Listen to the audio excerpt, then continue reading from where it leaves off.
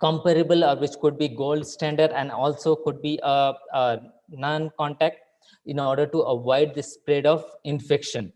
So all these challenges, and if you're following the right measures, if you are following the correct following the it in a correct way, so recovery as through this pandemic, or recovery after this COVID, will be fast enough.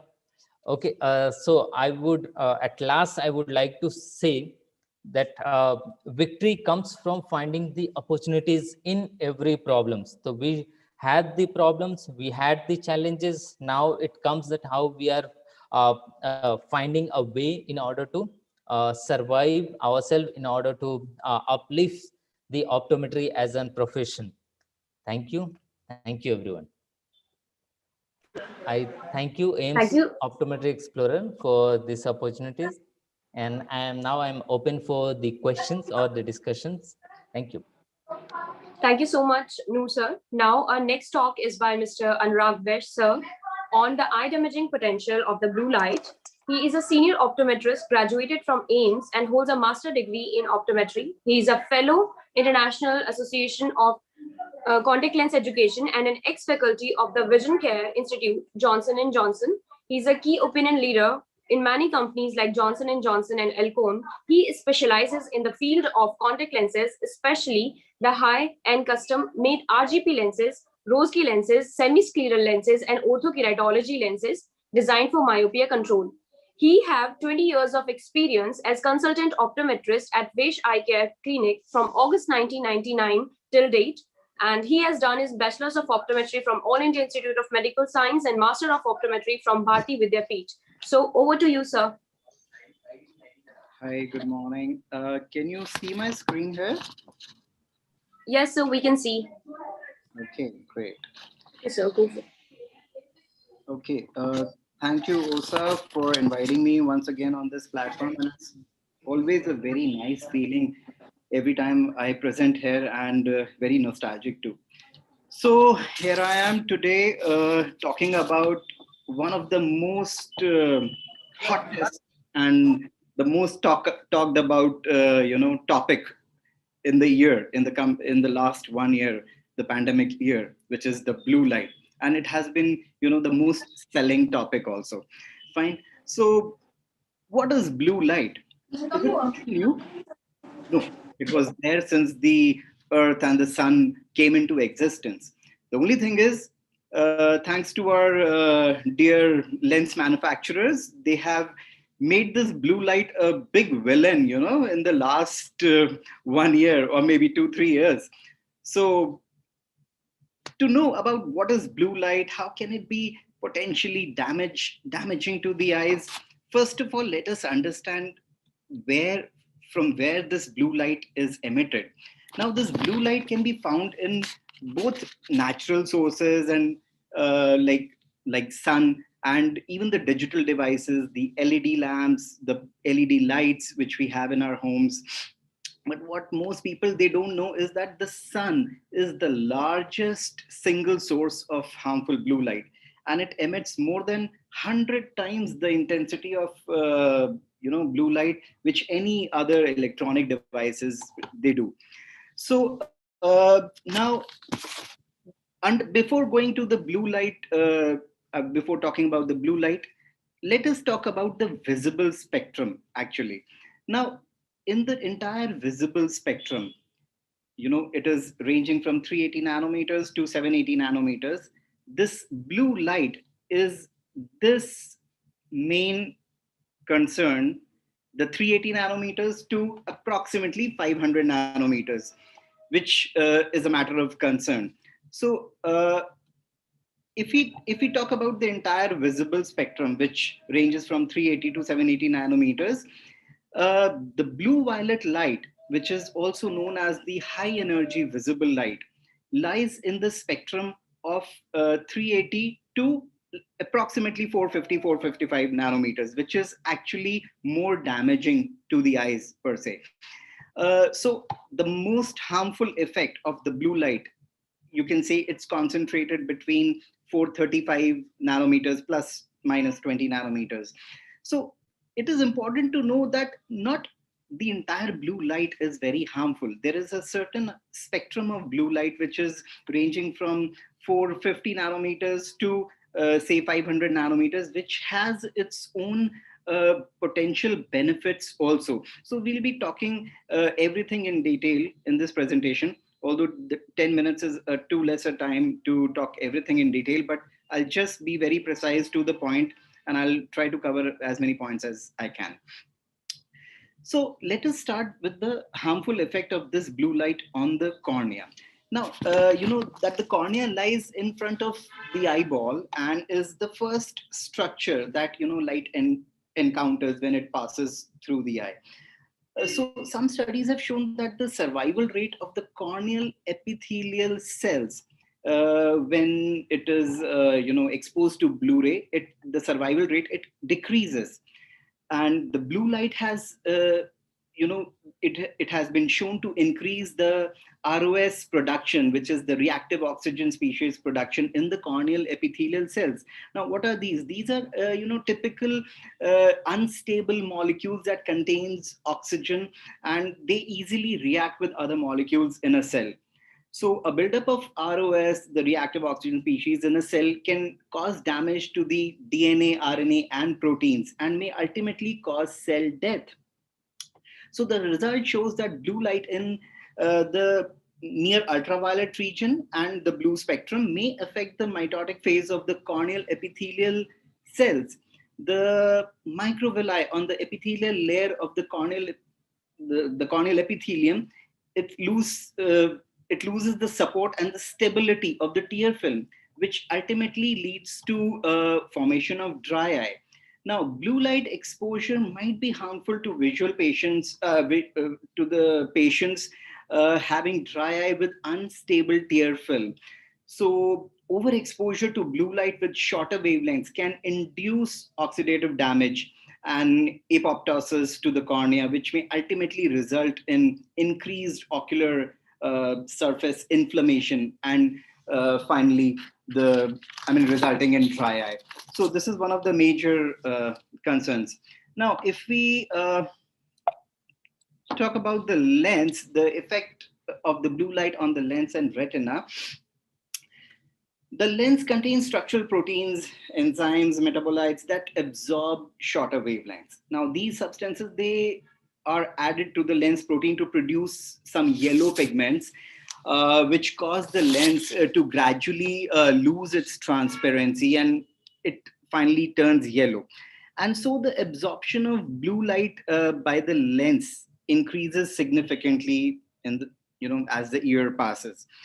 So it potentially blocks the blue light, which actually is reaching to the retina.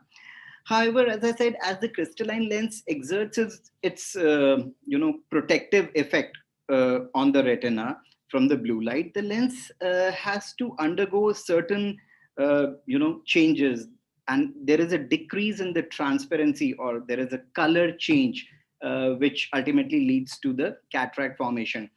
So as we all know, the sunlight exposure is considered to be a risk factor for cataract. And studies have shown that blue light can induce the production of ROS in the mitochondria of lens epithelial cells also, which may lead to development of cataract. So while ultraviolet light is blocked primarily by the cornea, the crystalline lens in healthy adults, but as a part of the visible light, the blue light passes through the eye structures and reaches the retina. And due to its high level of energy as compared to other wavelengths in the visible spectrum, the blue light is potentially more harmful to the retinal cells. Now, if we talk about the amount of the blue light reaching the retina, it actually depends on the age and the age of the person during a lifetime. As I said, there is a slight yellowing of the crystalline lens that would typically provide some absorption of the blue light. So actually the blue light is reaching more during the early phase of the life, and rather it is absorbed more during the later phase of the life.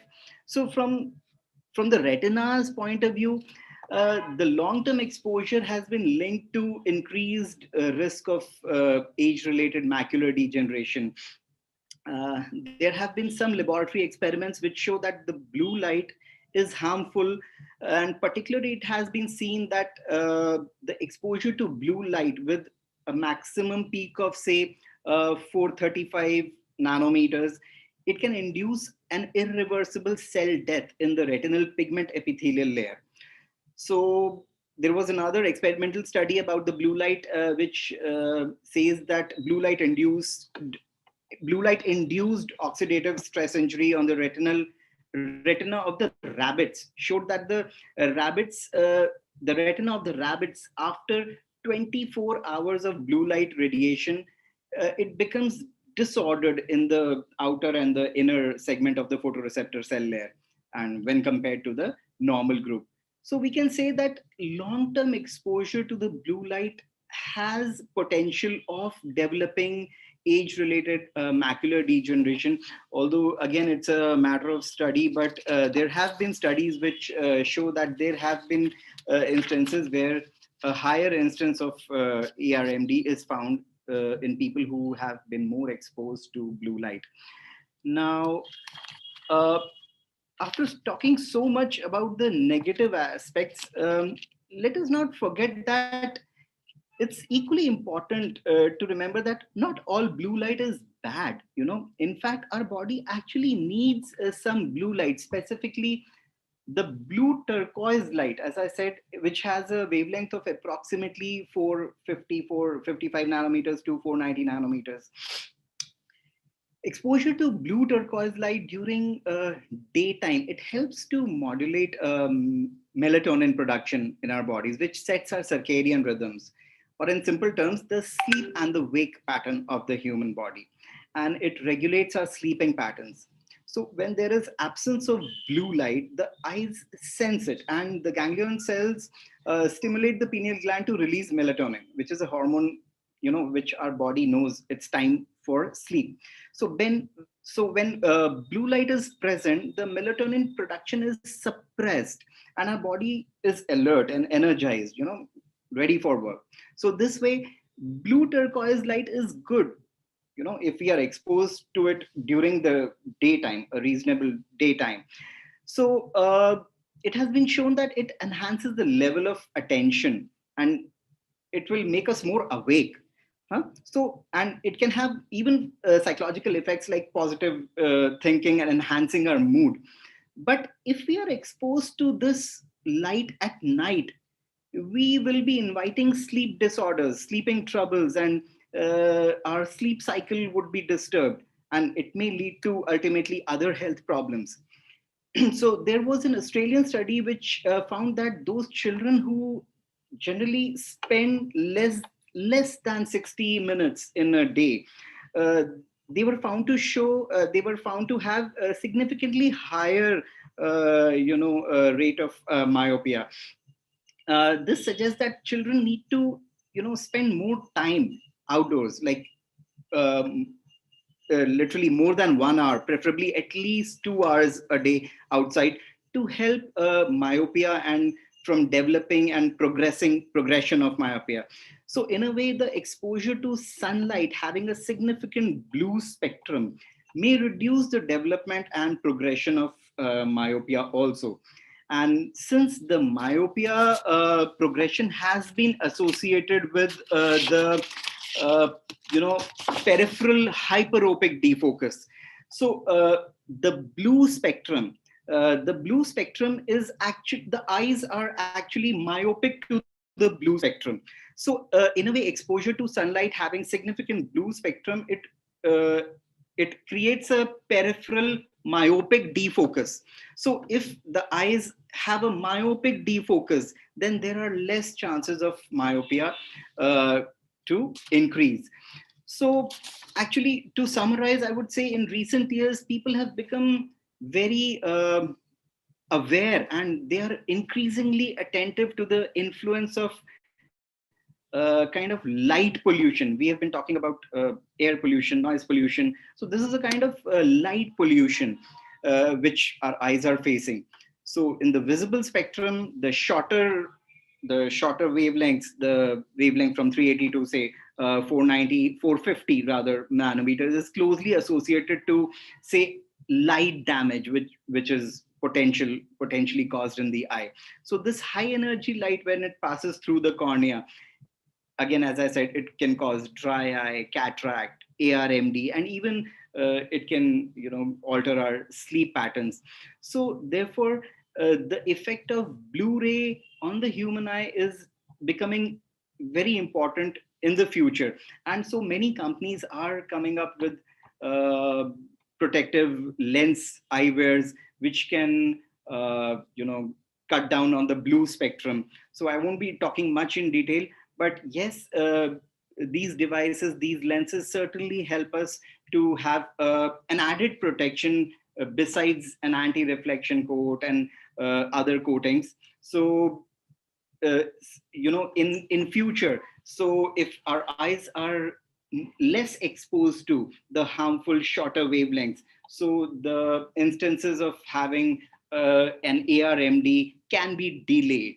So that's it. This is all in short what you need to learn about blue light and its harmful effects. So over to you. Thank you. Thanks, Osa.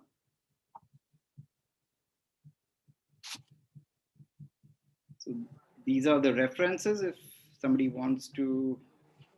Thank you. Thank you, Anurag sir. Thank you, Anurag sir. Now, next topic of this session, the latest advancement in tear film evaluation. This talk will be delivered by Dr. Ram Kishore Shah. He has done his PhD in optometry from AIIMS New Delhi, and sir currently scientist in Dr. RBC Center, AIIMS New Delhi. Over to you, sir.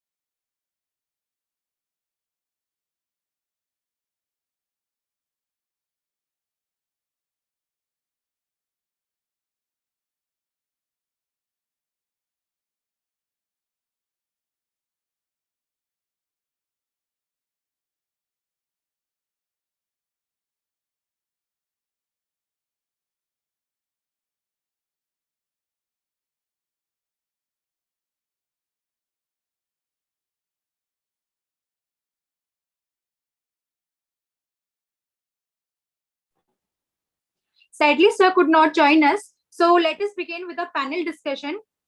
We have some questions from the delegates.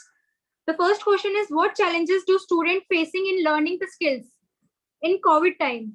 Sir, Noor sir, this is a question for you, sir. Okay. Thank you. This is something we should address because along with all the professionals, the students in their academic years are also facing or dealing with their own issues and their problems. Most of the time or few months of their academic years went with the lockdown. They were somewhere in different part, away from their institutes, away from their faculty. Of course, the colleges and the universities tried their best to have a online teaching, have deliver some of the lectures. Many of the institutes use different modes, like they promoted their students to a higher semesters. Some took some amount of lectures or I mean, sessions or the training. But of course, when it comes for the clinical skills, because optometry is very much skills oriented, here comes the the role of the optometry faculty in order to give them the best of their skills, because uh, of various issues. I mean, to be very frank, if it's my personal opinion that online skills or the training is not possible for almost all these skills, so there has to be some hand holding. But thanks to this situation at present, many of the colleges and the university have started opening up. The classes is going to be or started going back to its normal. Of course, there has to be some social distancing, or the teaching needs to be in smaller groups of the batches with the safety and precaution. I think this is again the responsibility of the students also to grab these opportunities to learn maximum in their available time, and and prove themselves to be a better optometrist in future. Because we say that teachers open the door, but the students who has to enter inside. So teachers are there, faculties are there, institutes are there to help them. And in this pandemic, uh, we have come across, of course, the students have come across towards, towards the various teaching tools and the platforms where the knowledges are there everywhere. But when it comes for the skills, I think they themselves has to work little hard in order to fulfill all their what they missed in the previous semester. Thank you.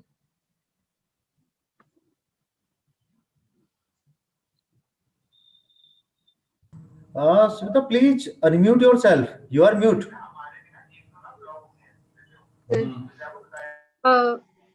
After knowing the harmful effect as well as some benefit of blue light, how can we actually guide our patient about the true effect of blue light on eye and which lenses to be used as a protection? Sir, this is a question for you, Anurag sir. Can you repeat that? Okay, sir. After knowing the harmful effects as well as some benefit of blue light, how can we actually guide our patient about the true effect of blue light on eye and which lenses to be used as a protection? Okay. As I said, thanks to the lens manufacturers, they have made this blue light a big villain in the last 1-2 years. So there have been so many instances, and if you just search the internet and YouTube, you will find so many videos regarding blue light and its effect, and many people promoting many lenses which cut down the blue light, saying it will not induce dry eye, it will cure dry eye, it will cure myopia, it will not let the power increase. So basically it will reduce the digital eye strain. So it's more important that as a practitioner we guide our patients correctly. So tell the patients, like, a certain amount of blue light, look, UV is harmful. Everybody knows that. Ultraviolet is harmful for skin, for eyes, uh, for so many things. So by default nowadays every lens is a UV protective lens. But what about the light beyond that? What about the spectrum beyond that, which is the high energy visible light, up to blue light? So there have been additions in the lenses. It's an additional facility, an additional coating in the lenses, which is done to protect from the blue light exposure. So the patients need to know that this shorter wavelength of blue light, it will only reduce the chances of having, or it may delay the chances of having the age related macular degeneration, which is actually directly related to the exposure of blue light. It can delay the progression of cataract, it can delay certain things. But uh, it is the solution for digital eye strain, it is the solution for myopia control? No. So it has been marketed in a wrong way. These lenses are actually being marketed in a very, very wrong way, very, very hyped way. And unfortunately, we, as a professional, even I am forced to promote these lenses, because if I don't do it, my competitor will do it. But guiding your patients about the true effect is very essential. So what I generally tell my patients, look, the digital eye strain is related to so many other factors. Just because you are on the digital devices for 8 to 10 hours a day, that creates the stress, because you are constantly focusing at a near object. That puts stress on your ocular muscles.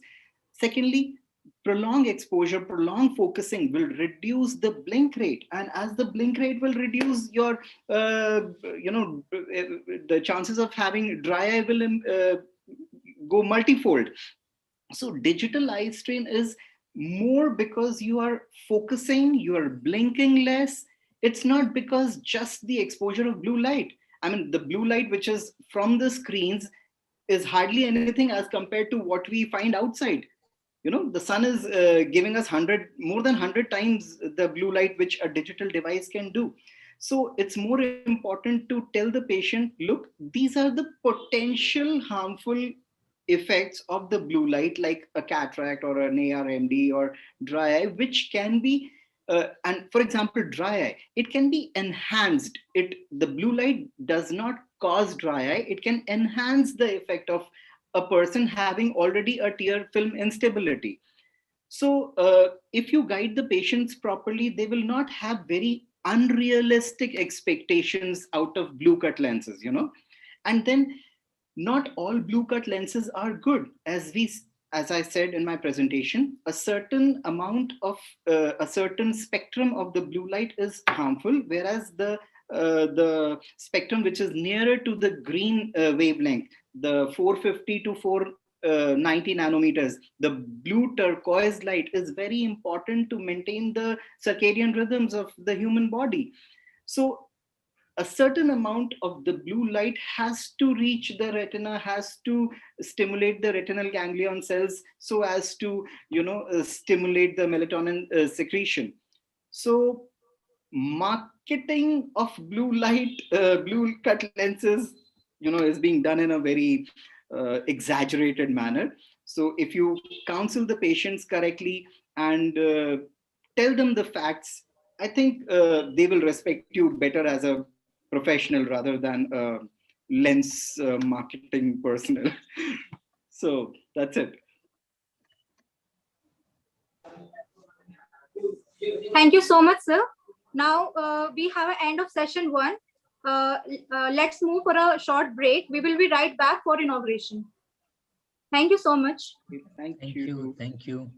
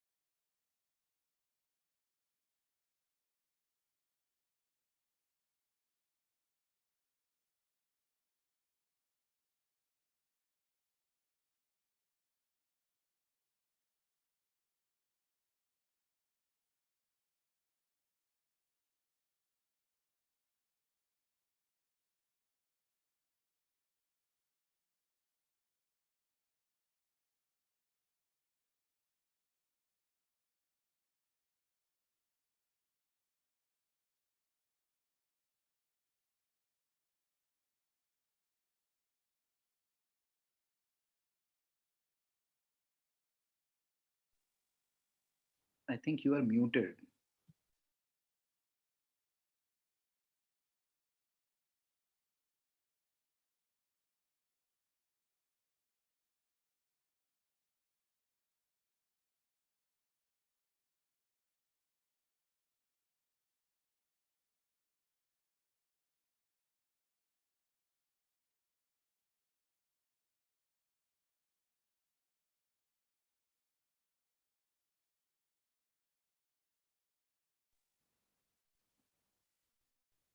Please check if you are muted.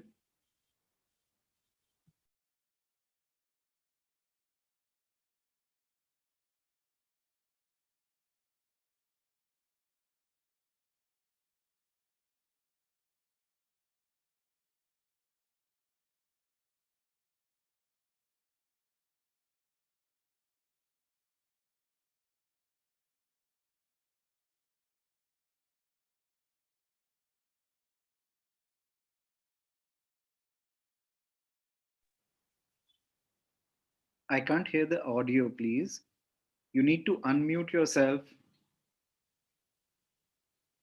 Please unmute.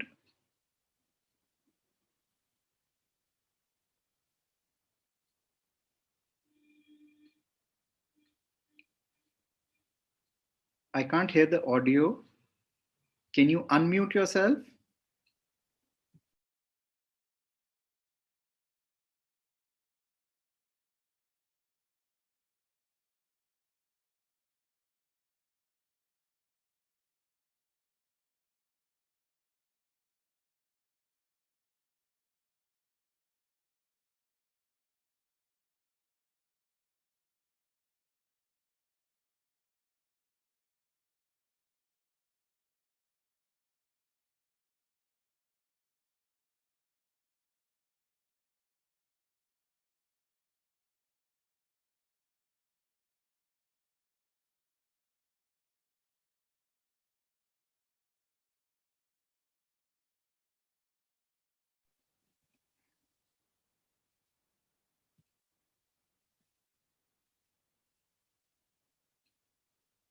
Please unmute.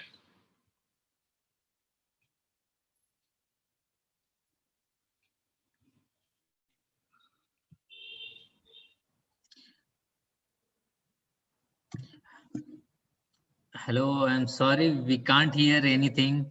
Noor, can you hear me? Yes, I can hear you, but I can't hear the presenter. Yes, we can't hear the presenter. Same here.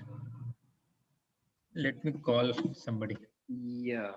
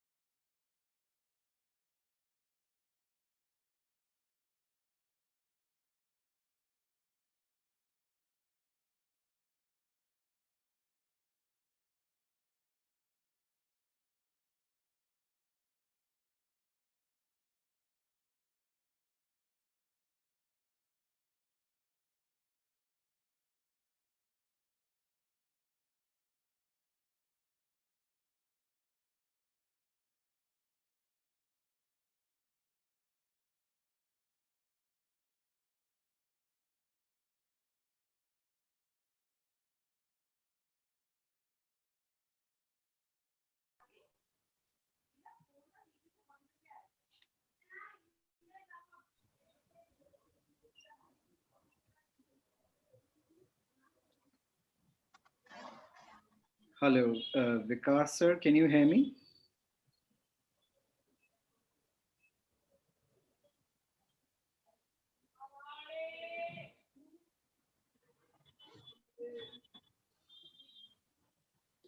Anurag sir, I think we only can hear each other. Actually, this is what is happening. No one else is audible. I don't know what's happening. Hello, we can hear you. You are audible. Yeah, thank you. But the earlier presenter, we were not able to hear anything, neither the host nor the presenters. So I think now, if you can speak something, we can let you know whether we are able to hear or not.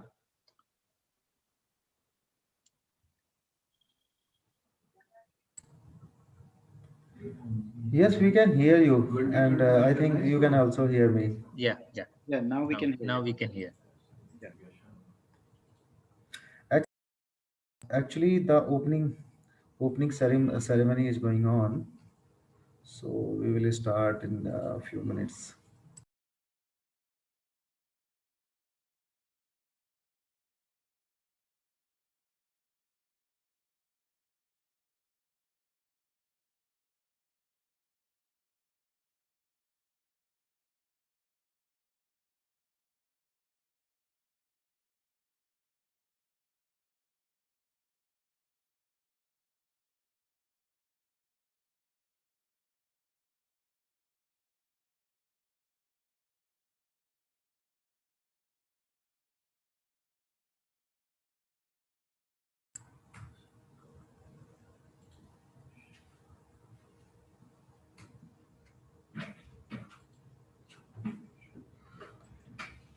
Dr. Tanima?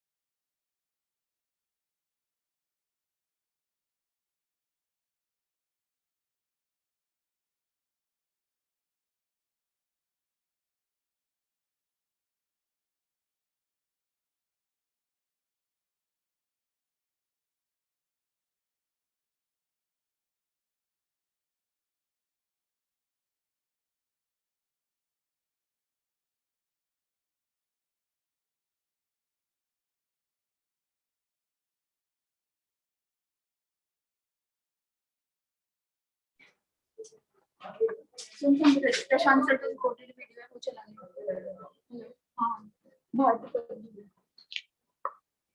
Welcome back. Now let us begin our session second session second, refraction and optics. So the first topic is evolution of spectacle lenses and development in coating, which will be given by Tanima Chakrabarti. She is an ophthalmic industry professional, was the second topper in optometry discipline amongst all the graduates under West Bengal University of Technology in 2007. Immediately after completing her graduation, she got selected to join Essilor, one of the global leading ophthalmic lens company. Over to you, ma'am. Thank you so much for the wonderful introduction. I would like to thank Optometry Students Association for holding this wonderful virtual conferences. I hope my voice is audible to everyone. I hope everybody can hear me. Can you please confirm? Yes, yes, ma'am. Yes, ma'am. Okay. Thank you so much. So I'm just sharing my screen.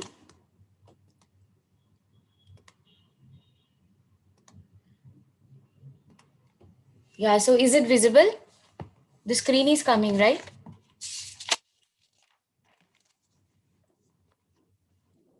I hope the screen is visible.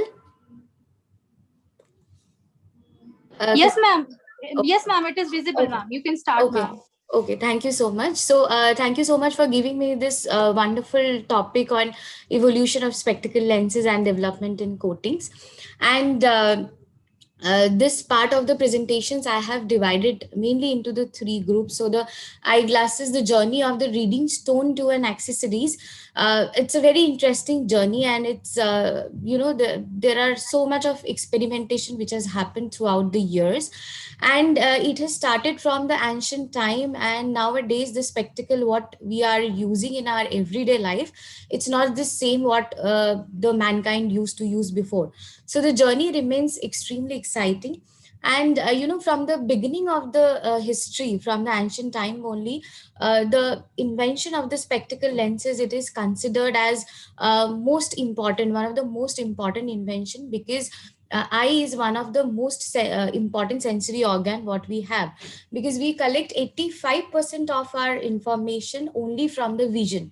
So that's why it is considered as the most important, one of the most important innovations from the very beginning. It started long back in the 1200 century, when the ancient people, they used to enlarge things by use of glass sphere filled with water. So it's something like magnification what they used to do. 1200 years, what we can see is that the invention of the reading rocks. So reading rocks is something that is a very interesting story, that they used to use some crystal and make it biconvex by hard polishing. And those kind of rocks what you can see here in my screen also, it has to be kept in front of the thing what you want to read or see, and then you can see it. It's something like a very magnifying lenses kind of a thing. In the 1300 years, we saw the invention of the glasses, though it was not the spectacle frames mounted glasses, but there were the invention of the glasses which you can actually keep it in your pocket or you can hold it on your nose. But the quite interesting thing is that at that point of time, the spectacle was not available for the common people. The classic example is the medieval painting what you can see here in the screen, where we could see that in that time the the wealthy, the rich, the people who are having good influence, they used to use this spectacle. And very interestingly, this is something which continues nowadays also a little bit, because you imagine any character with a lot of influence and wealthy and with a lot of knowledge, you will always see that the people, they are using glasses. So similarity continues. In the 1400 years, there was something, a very different thing happened. So at that time, the printing press, it was developed. So what happened with the introduction of the printing press is people, they started printing books, and the books were available to the common people. So everybody had to read it, everybody had to start reading it. So for the first time, the spectacle lenses become very much popular, and people started demanding it, and we could see that the common people, they have also started using the spectacle lenses. 1700 year, it's the very important when it considered as the evolutions of the eyeglasses, because we got the first optician in London. And over the years, specs, what you can see here in the presentations, like a spectacle with the temple which is bent over the ear, that is the thing which was introduced. And with that, bifocal lens was also introduced. That was also a very important benchmark, because first time people could see distance and near from a single pair of spectacle lenses. 1800 century is very much interesting, because we could see that the involvement of the optometry, because correction of astigmatism has started. The modern time, what we say, the 20th century, it is full of different benchmark, what we need to talk in a different way. So this is the first time what we saw that the correction. So before 20th century, what we could see is that the spectacle is all about correction, about vision.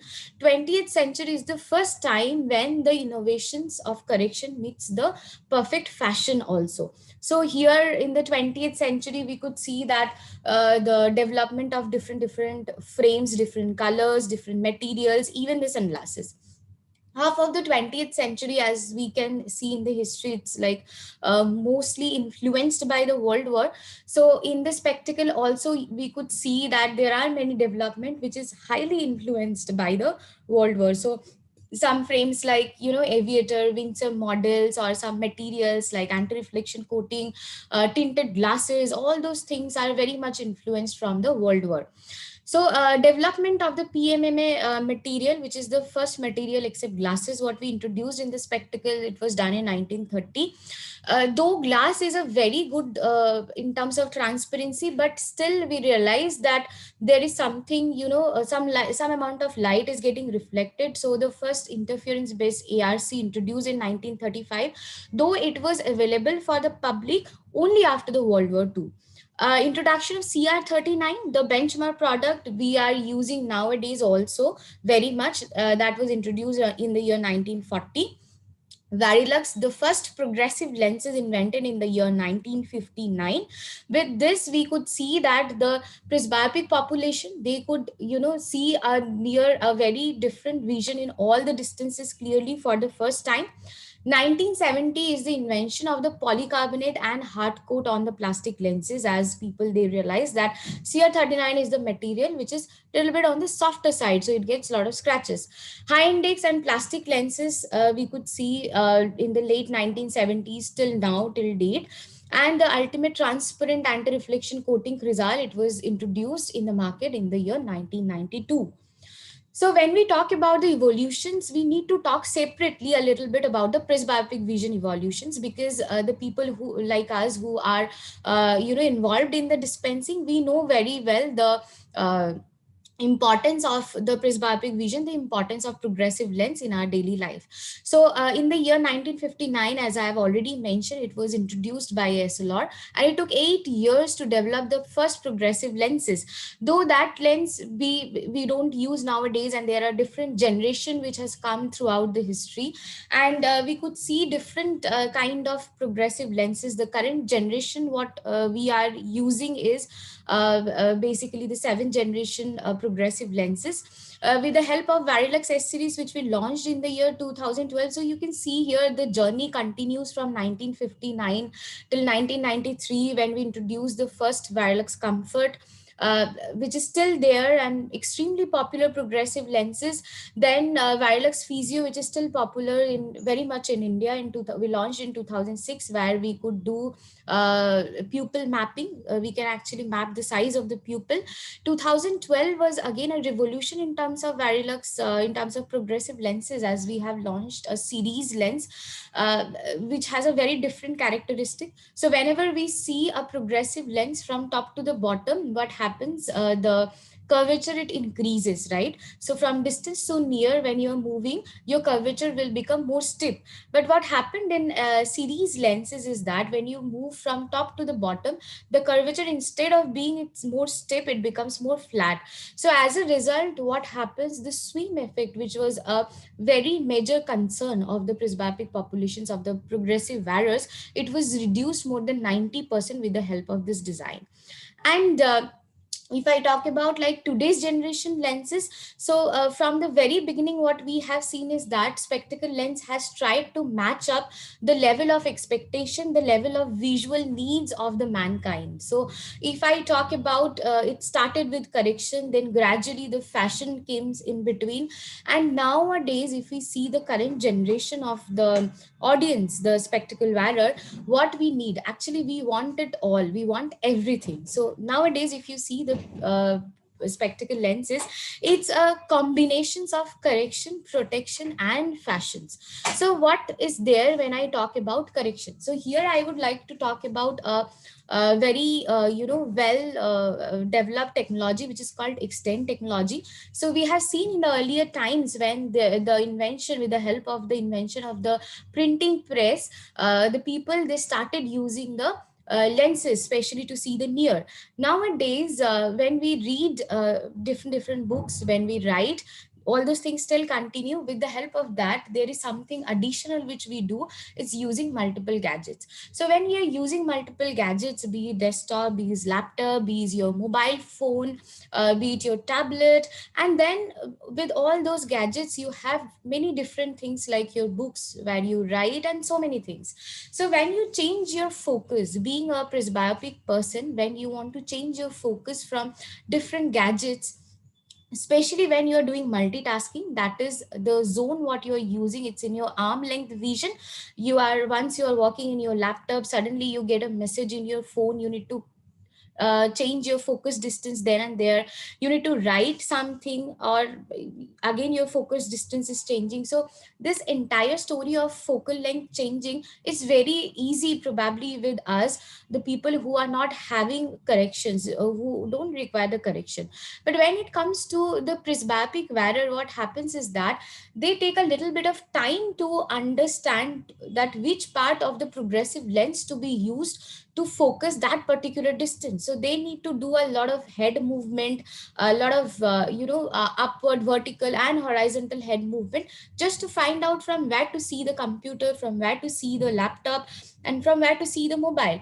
Now, with the help of a new technology which is called extend technology, you can do all these things in a very smooth way. So you can actually reduce 90% of your head movement by the help of this technology, which can actually help you to do the multitasking in the different way. So at the same time, nowadays you can actually make personalized lenses.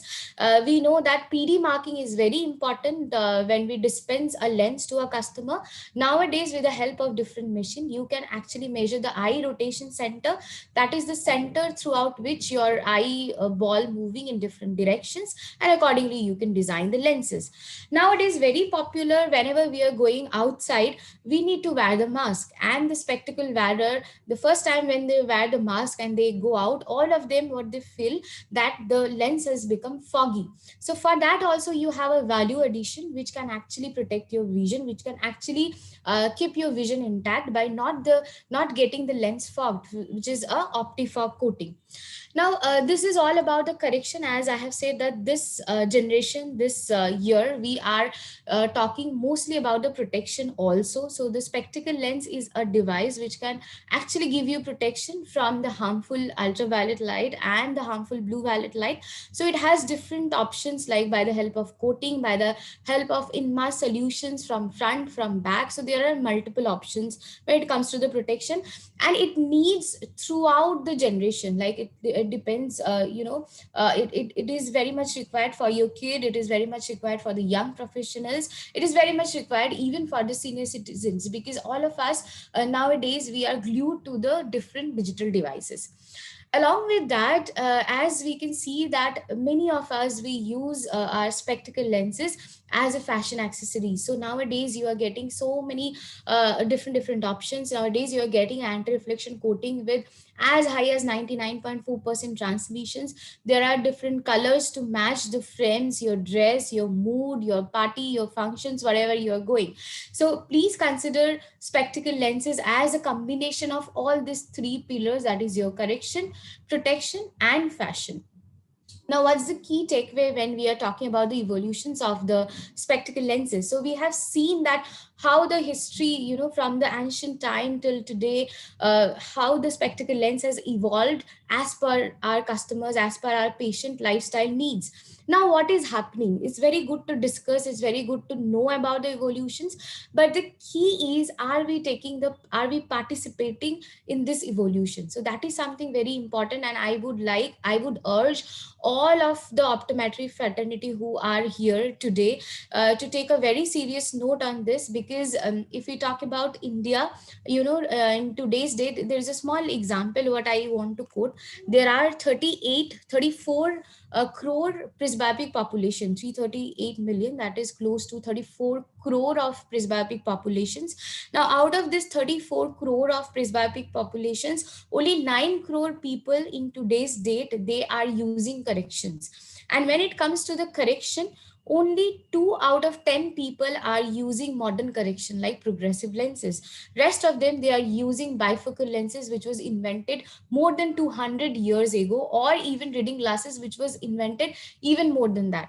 Right? So some antique pieces still we carry, but there is a lot of scopes, and we have seen that with the history, how spectacle lenses has taken a very important role to satisfy our visual needs. So let's take a part in this evolutions, and I'm sure together we can make it happen. So that's all from my side. Here I have given my email ID. You can just take a note. If you have any further queries or anything you want to ask, please feel to write it in this email ID. Thank you so much. Thank you very much, ma'am, for your valuable talk.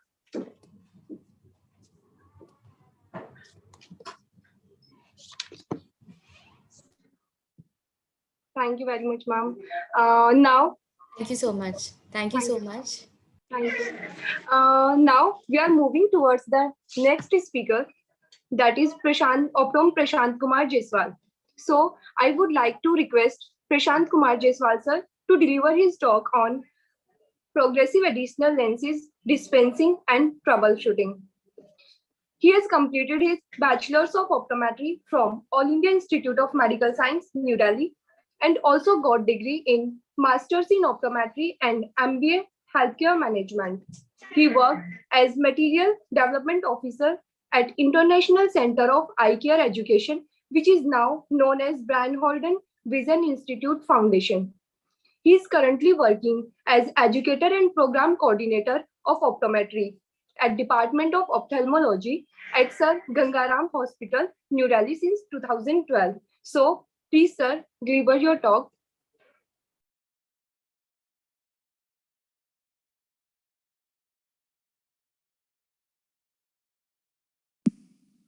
Good morning to all of you. Today I shall be discussing about the dispensing and troubleshooting of progressive addition lenses. A progressive addition lens is a type of multifocal lens that employs a surface with a continuously smooth increase in addition power. The curvature of the surface increases from its minimum value in the distance zone to its maximum value in the near zone. This gradual increase in power also results in a variable focus intermediate zone, as well as a blending region of unwanted high cylinders on the either sides. Because of the presence of variable zones and multiple reference points, the topography of a progressive addition lens becomes complex and thus demands careful and precise fitting to avoid any sort of problem to the patient. The progressive addition lens contains variable markings called as reference points. We shall be discussing about these reference points in the following slides. Fitting reference point, also called the fitting cross, designates the point on the lens that should be placed along the optical axis of the patient, also known as center of the pupil. Once removed, this marking may be recreated using a layer. Prism reference point, located 4 mm below the FRP, this is the optical center of a progressive addition lens. It's used to check prismatic properties. Prescribed or thinning prism should be verified at this point. design identifier, an engraving located under the nasal microcircle that's unique to each progressive addition lens design. Material identifier appears to the right of the design identification and denotes the two engraved microcircles situated 17 mm to each side of the PRP. These circles are used to verify the axis alignment, can be used with a layout chart to recreate the FRP marking. Add engraving appears under the temporal microcircle, denotes the add power. Verification of add power should be made with the engraving, not with the near verification circle. Distance verification located above the FRP, this area of the lens may be used to verify prescribed distance power. Cannot be used to verify near verification circle located 13 to 18 mm below the FRP. The near verification circle is no longer used to verify total near power.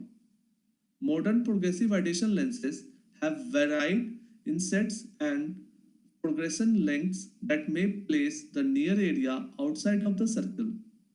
True add power cannot be read by a lensometer since the worn position of the lens will vary from the lensometer mounting. So these are all the various reference points in the progressive addition lenses: the fitting point, the distance reference point, the near reference point, as well as the prism reference point and alignment reference marking. General problem areas. First of all, the inappropriate frame choice or adjustment. Appropriate frame selection and good frame adjustment are essential for successful progressive addition lens adaptation. The frame must allow sufficient depth for reading, that is 18 to 20 mm below the fitting cross for most lenses. The frame should also sit with a minimum back vertex distance of 12 to 14 mm, a reasonable facial wrap, and a pentoscopic tilt of 10 degree to 12 degree. Also, aviator design as well as cat-eye design of frame should be avoided. Errors in heights or pupillary distances. This is the most common cause of progressive addition lens maladaptation. Progressive addition lenses are more sensitive to poor fitting errors than the other lens types, so they demand careful and accurate fitting. An error of monocular pupillary distance measurement or fitting cross height measurement may cause significant problems for the wearer, depending upon the degree of the error. Changes in lens type or base curve. This will cause perceptual differences that may be disconcerting for the wearer, even if the new lens is an improvement on the old lens. Changes when made with the lenses should be informed to the patients that the new pair will be felt different when first worn. Unsuitable lens type. There are a small number of patients who will not be able to cope with the characteristics of a progressive addition lens. So progressive addition lens is inadvisable for these three conditions. Number one, anisometropia. Number two, occupations requiring a large near or intermediate field. And number three, the patients unsuited to progressive addition lenses. Errors in prescription. If all other possible errors are ruled out, then the only remaining possibility is that the prescription is incorrect. An error in prescription necessitates a retest followed by replacement of lenses. This is a typical progressive addition lens layout chart. Frame adjustment. Adjust the frame on the patient for maximum comfort and accuracy before taking any measurements. Set the vertex distance between 12 and 14 mm. Set the pentoscopic tilt angle between 6 degree and 8 degree. Frame should have positive facial wrap. So the pentoscopic tilt should be set between 6 degree to 8 degree. Pupillary distance measurement. Always take monocular PD to ensure exact centering of the eye behind the lens. Progressive lenses should be fitted using distance monocular PD. So the PT measurement is being done using pupillar meter. Fitting height measurement. Situate yourself directly in front of patient's eyes. Mark each lens at center pupil using a felt tip pen. Draw a horizontal line on each lens and a double check to make sure that the lines are crossing the center of each pupil. Measure the fitting height from the deepest point of the lens to the horizontal line. For Xyle frames, measure to the lowest point of the bevel. So this is a fitting height measurement indicating 18 mm of fitting height. Lens cutout checking. Mark the patient's fitting height and distance, pupillary distance on the sample lens, creating a cross. Place the lens cross over the layout chart cross to verify that the lens will fit within the lens diameter circle. If the lens does not fit, choose another, more suitable frame that will accommodate the lens. A lens cutout checking is being done to the layout chart. Confirmation of measurement and prescription. Using the centering chart, center the frame over the inverted V on the layout chart. Confirm the monocular PD and fitting height. Confirm distance prescription with lensometer.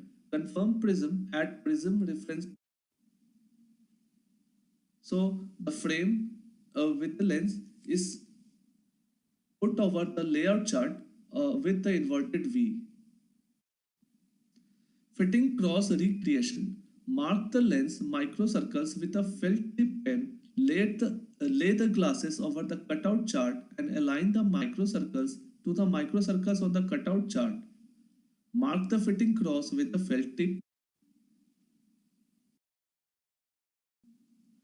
Fit confirmation on patients. With lenses marked on using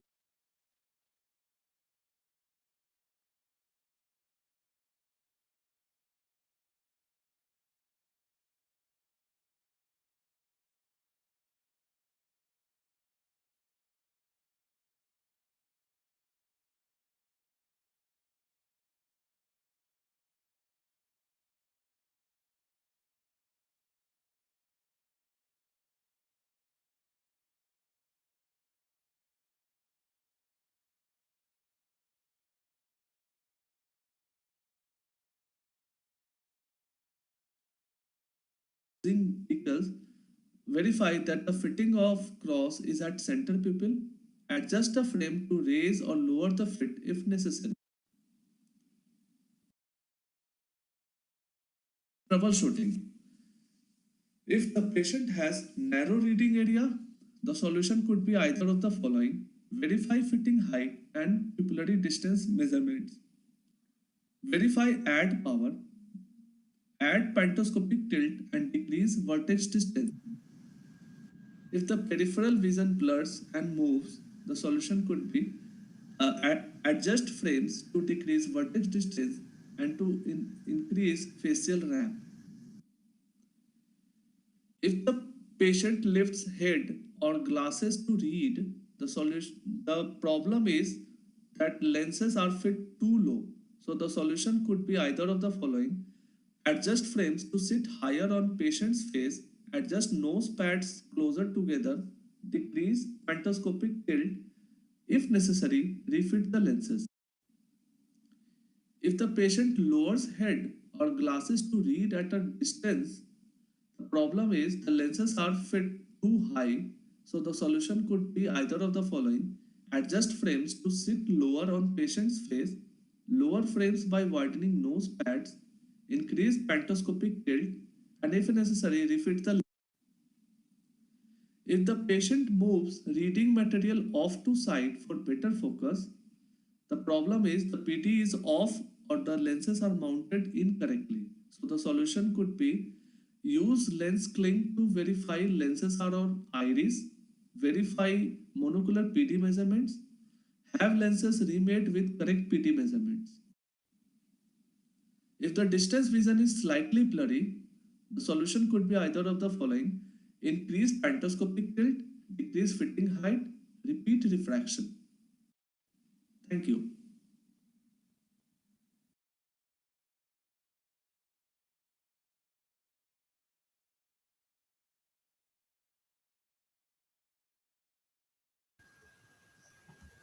Thank you, sir, for your valuable talk. Now, I would like to invite Dr. K.K. Yadav for his talk on diffraction and management at atypical cases. He is directed at Clinical Services Focus IKS. He was Associate Professor at Optometry BPKC Center of Ophthalmic Sciences, Nepal.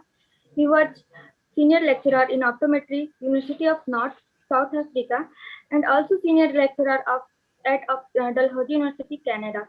He also lead optometry and ortho-optics at Banaras Hindu University.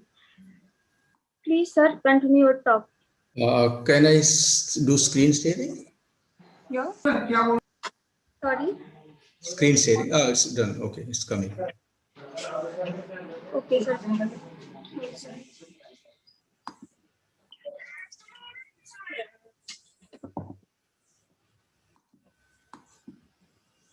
sir.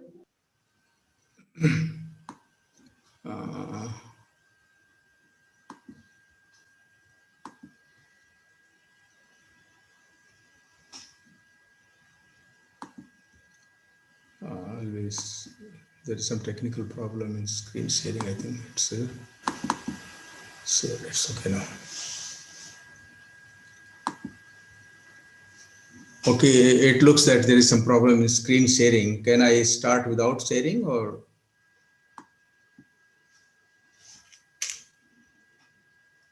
Okay, good morning, everybody. And I would like to thank and congratulate you young students that you dared to do such a big, to organize such a big event, and that too in today's pandemic era. Congratulations and thanks to all of the organizers. Can you listen me? Yes, sir, we can listen you. Please fully screen your PPT. Okay, okay. Today I will be speaking on the management of some atypical cases of refraction.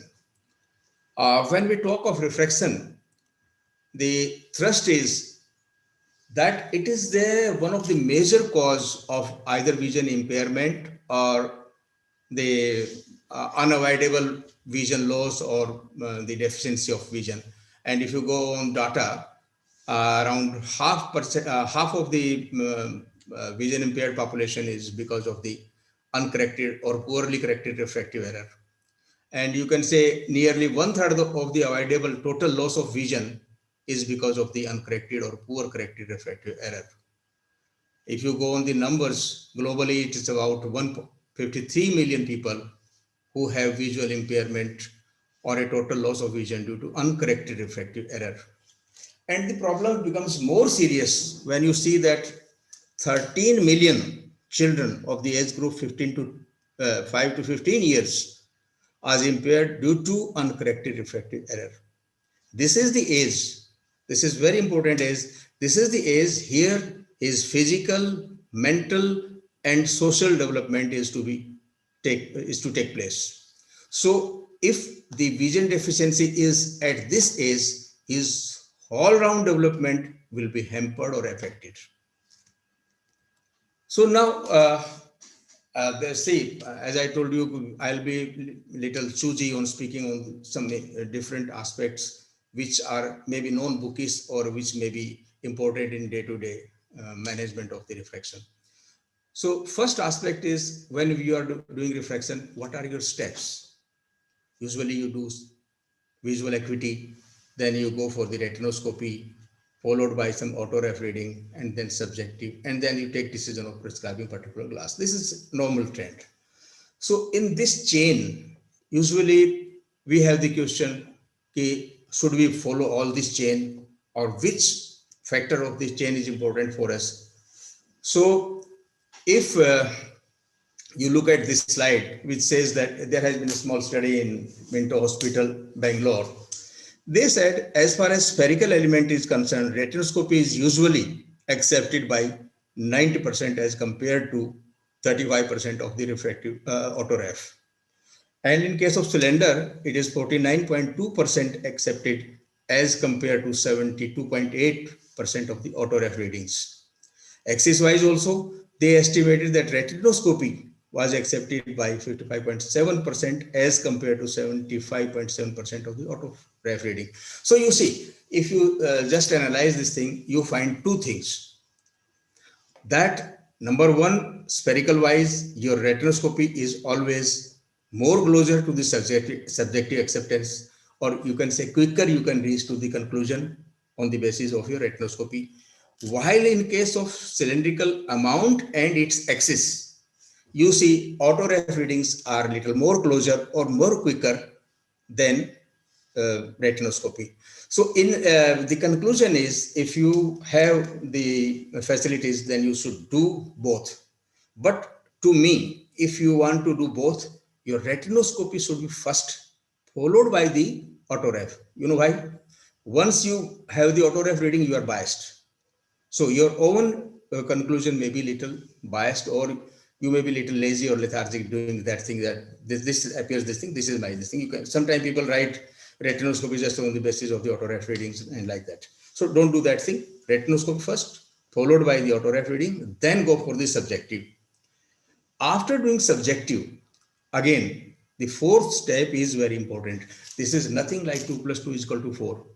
It is a physiological prescription. You are prescribing a glass to a person who has the living eye. The eye is contracting its pupil, changing its power by lens, and adjusting its working distance. So this is something very much physiological.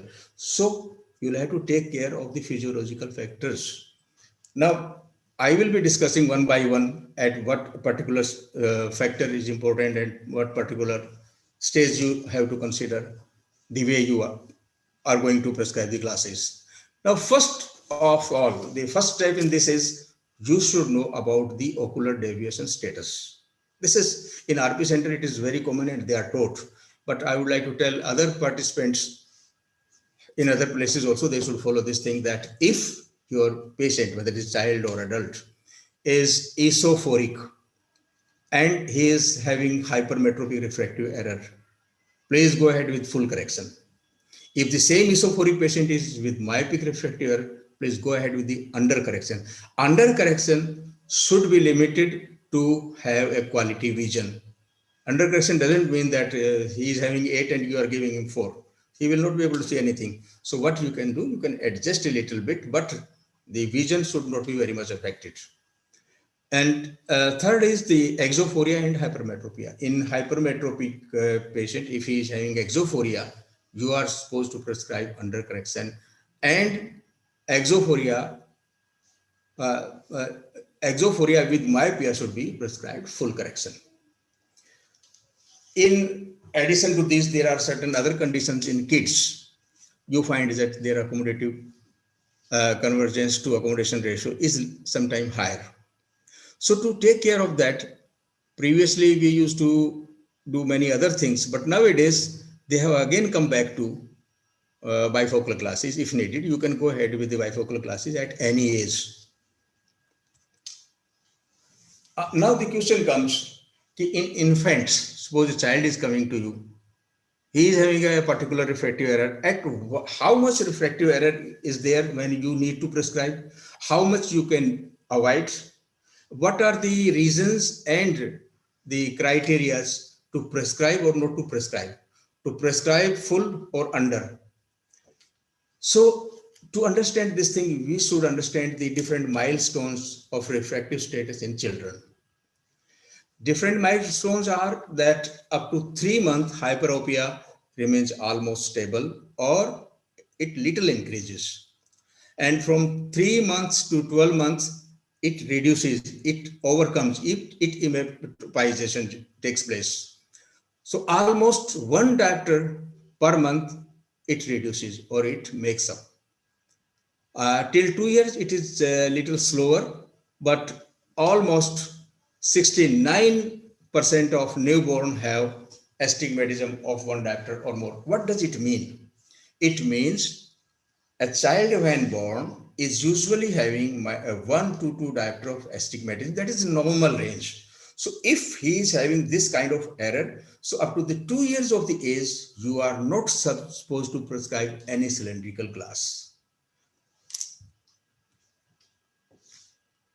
Now, sometime usually student in class and otherwise ask that what drops we should use for cycloplegic effect. Different school of thoughts have different opinions, but the Optometry Association has recommended that up to 1 year of the age, cyclopentolate 0.5% is okay. Older than 1 year, cyclopentolate 1% is recommended. If cyclopentolate somehow is contraindicated, then tropicamide 0.5% to 1% in non-strabismic cases is okay. Now, if suppose you need mydriasis also, so they recommend that 1 to 2.5% of phenylephrine hydrochloride can be used to dilate the pupil. For strabismic cases, we recommend 1% atropine 3 days prior to retinoscopy. But the bottom line is that lowest concentration that can yield the desired cycloplegia is recommended. Now, as I told you before prescribe, now you'd have done retinoscopy, you have done used particular drops. Now you have come up with some amount of refractive error, which according to you, now it is present there. Now you have to take the decision whether to prescribe or not to prescribe. As I told you in the beginning, there are certain amount of spherical and cylindrical error born with or stay up to the age of 2 or even sometimes 3 to 4. If it is within that range, don't prescribe. Another thing is to see whether it will emmetropized or not. How to decide? This is that you have to do follow-up 4 to 6 months to study that the particular error is reducing, remaining stable, or increasing. Accordingly, you will have to take decision to prescribe or not to prescribe. Another thing is, if you find that if I prescribe this glass and his visual functions will be improved, which are not up to the mark at this stage, you need to prescribe. And last decision is sometime, as I told you in the beginning, suppose there is a minus 1.5 cylindrical error and you prescribe. It may hamper the normal process of recovery. So you will not prescribe in such cases. So these are certain criteria where in the children you take the decision to prescribe or not to prescribe, and if to prescribe, then what to prescribe. One more important factor is anisometropia. Anisometropia, say if it is within 3 or so, you need not to bother. But sometimes it creates a master eye, a difference between the two eyes. One eye remains unused or lazy, another takes the lead and leading to development of amblyopia. In such cases where you find this kind of thing, you are supposed to prescribe. Now, another atypical case of refraction is in case of keratoconus.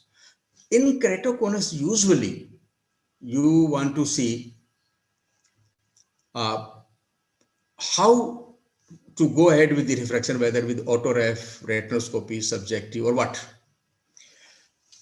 Keep in mind, autoref will never give you correct or good reading of refractive error in case of keratoconus. Keratoconus, autoref use is that you have a good or accurate amount of corneal curvature for further management of RGP or some other lenses to get the good vision. The only criteria in keratoconus is retinoscopy based subjective test.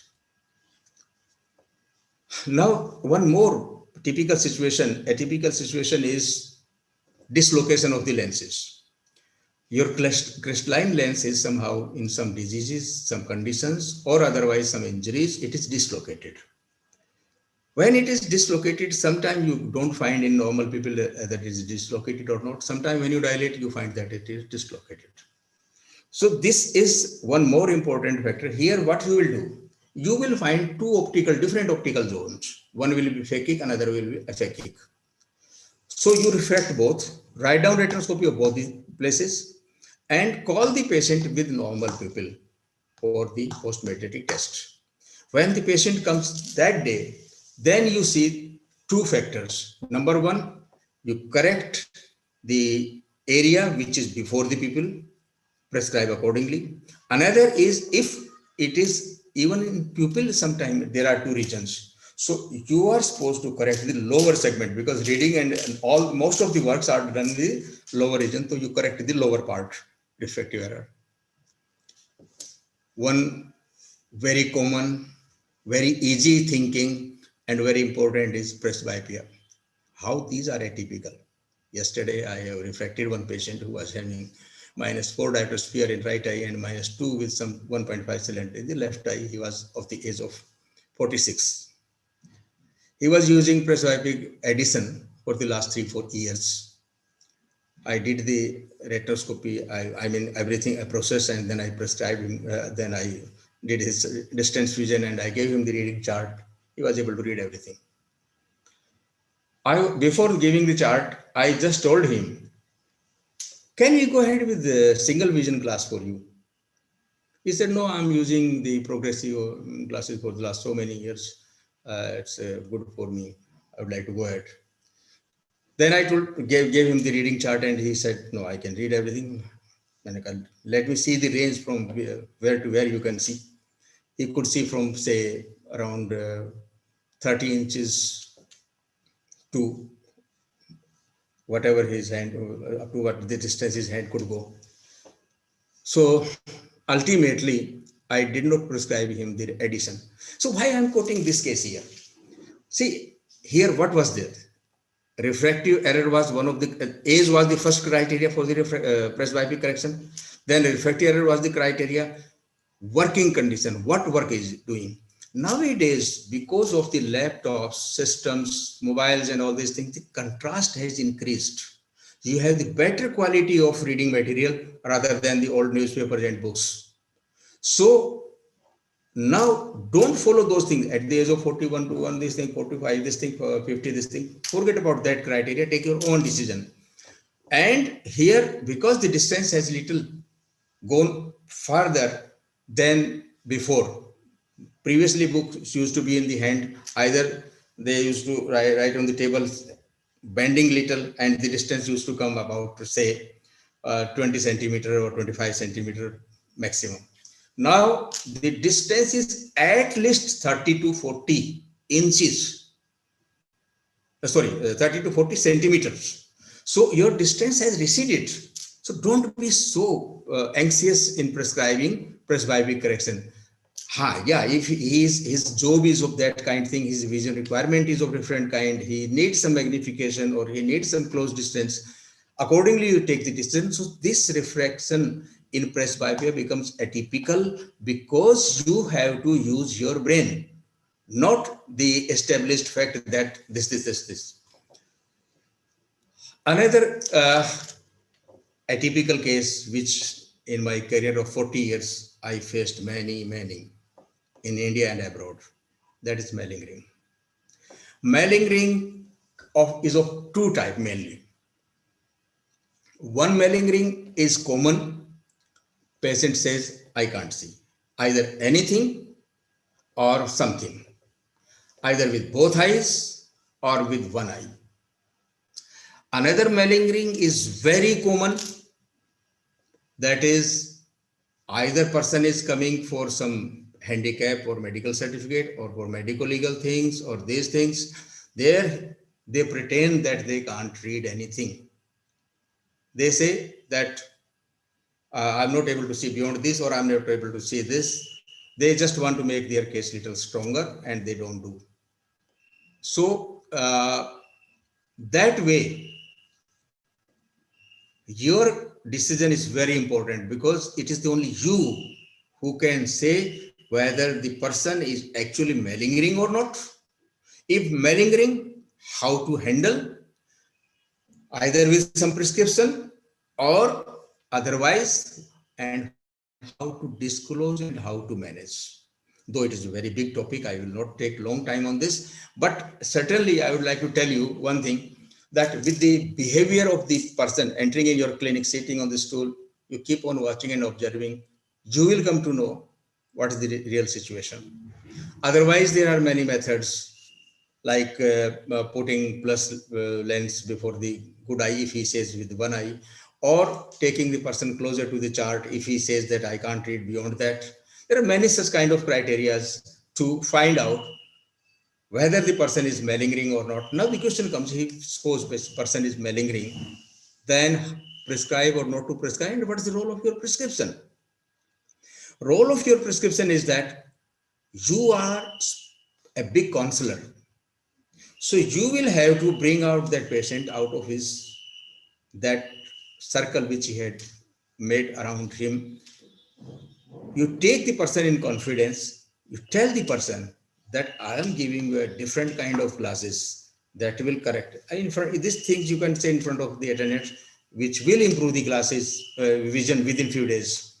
Secondly, you can take the patient in confidence. You can say, tell, I understand about your eye. I have gone through all the tests. I know what is the problem and what is not the problem. You tell me what is the real problem in addition to your so-called eye problem. And usually they tell you, they come out with their problem, and then you take them in confidence, tell them that I will say, create these circumstances that the attention-seeking problem will be solved and they will take care of you. So these are the kind of things where how you manage the things. One more common, very easy, very simple, that I say about 25 years back, I faced in my own department, my ophthalmic residents used to come with complaint that I am getting small strain, headaches like this and that thing. And they used to have minus 0.25 error or so. There was a question with me whether to my own student who can understand the refractive error status if I tell them, and whether this 0.25 will work or not. So for a few months, I did not prescribe, and I found that they were in more trouble. Later on, taking them in confidence that because of the exophoria, this or that thing, I'm prescribing for a few months, go ahead with this thing. If it's okay, then we will continue for another 6 months and then we will see later on. I prescribed and I got results. This is non-bookish thing, experience-based thing, but it is very true sometimes. It's a matter of study also, whether it is because of the only psychological or physiological or because of some other conditions. But before prescribing these glasses, you will have to be sure about the distance near vision, whether it affects adversely or not, or it enhances or not. And eye coordination. Suppose a person is esophoric, or tendency of esophoria is there, you can't go ahead with -2 or something. And you will have to take note of particularly about his complaint, what actually he is having problem. Next, the status or situation is the patients, or you can say the senior citizens, who are either having lenticular changes or their pupil is so constricted that either neither you can do retinoscopy nor you can do autoref readings, or sometimes you can say neither you can dilate also because of the borderline glaucoma or the glaucoma, under glaucoma treatment or some of these conditions. These are very typical cases. So here, your experience, your capability, your subjective caliber is always useful. But take care of few things, because their pupil is usually pin type, and that being small, too small, that acts as a pinhole, and they sometimes can read near things very easily. So don't insist them for the glasses which they don't need. Give them the aid which they appreciate. This should be your criteria for the prescription of glasses. So these are certain factors, these are certain situations where you say these were atypical and you took special consideration to prescribe the glasses. But my bottom line here is, every case who comes in your clinic should be treated as atypical, because the difference between a good optometrist and other people, I mean that opticians or somebody who is not qualified, is that you consider those factors which they don't know. So those factors you will consider only when you will consider the patient atypical. So every case is atypical for you to reach to the optimum level of the prescription. Thank you. With this, I end my talk.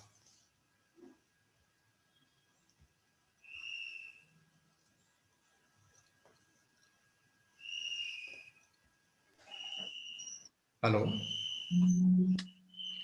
Thank you so much, sir. Now, the next topic of this session is latest advancement in tear film evaluation. This talk will be delivered by Dr. Ram Kishore Shah. He has done his PhD in optometry from AIIMS, New Delhi. Currently, he is serving as a scientist in Dr. RP Center. We welcome you, sir.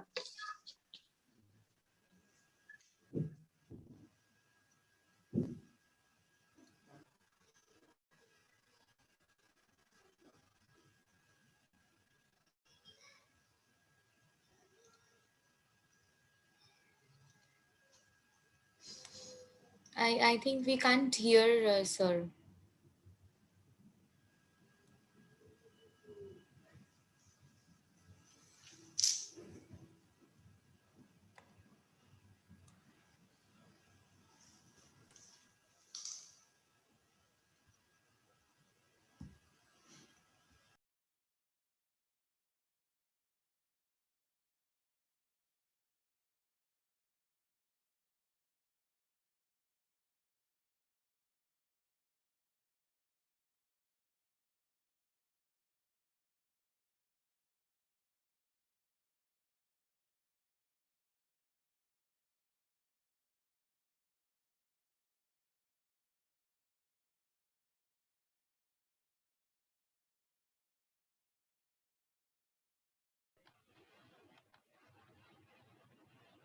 Hello. Hello. Yes, sir. You are audible, sir. Hear me? Thank you, sir. Okay. Thank you, sir.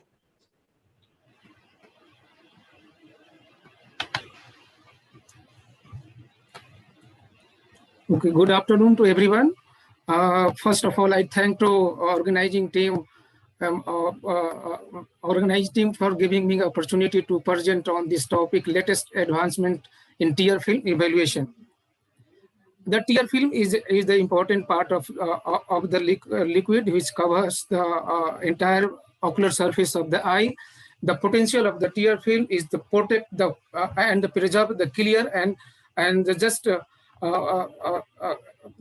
health to maintain the corneal health. The tear film covers and lubricate the cornea and conjunctiva. It is responsible for the providing a smooth reflective surface of the cornea.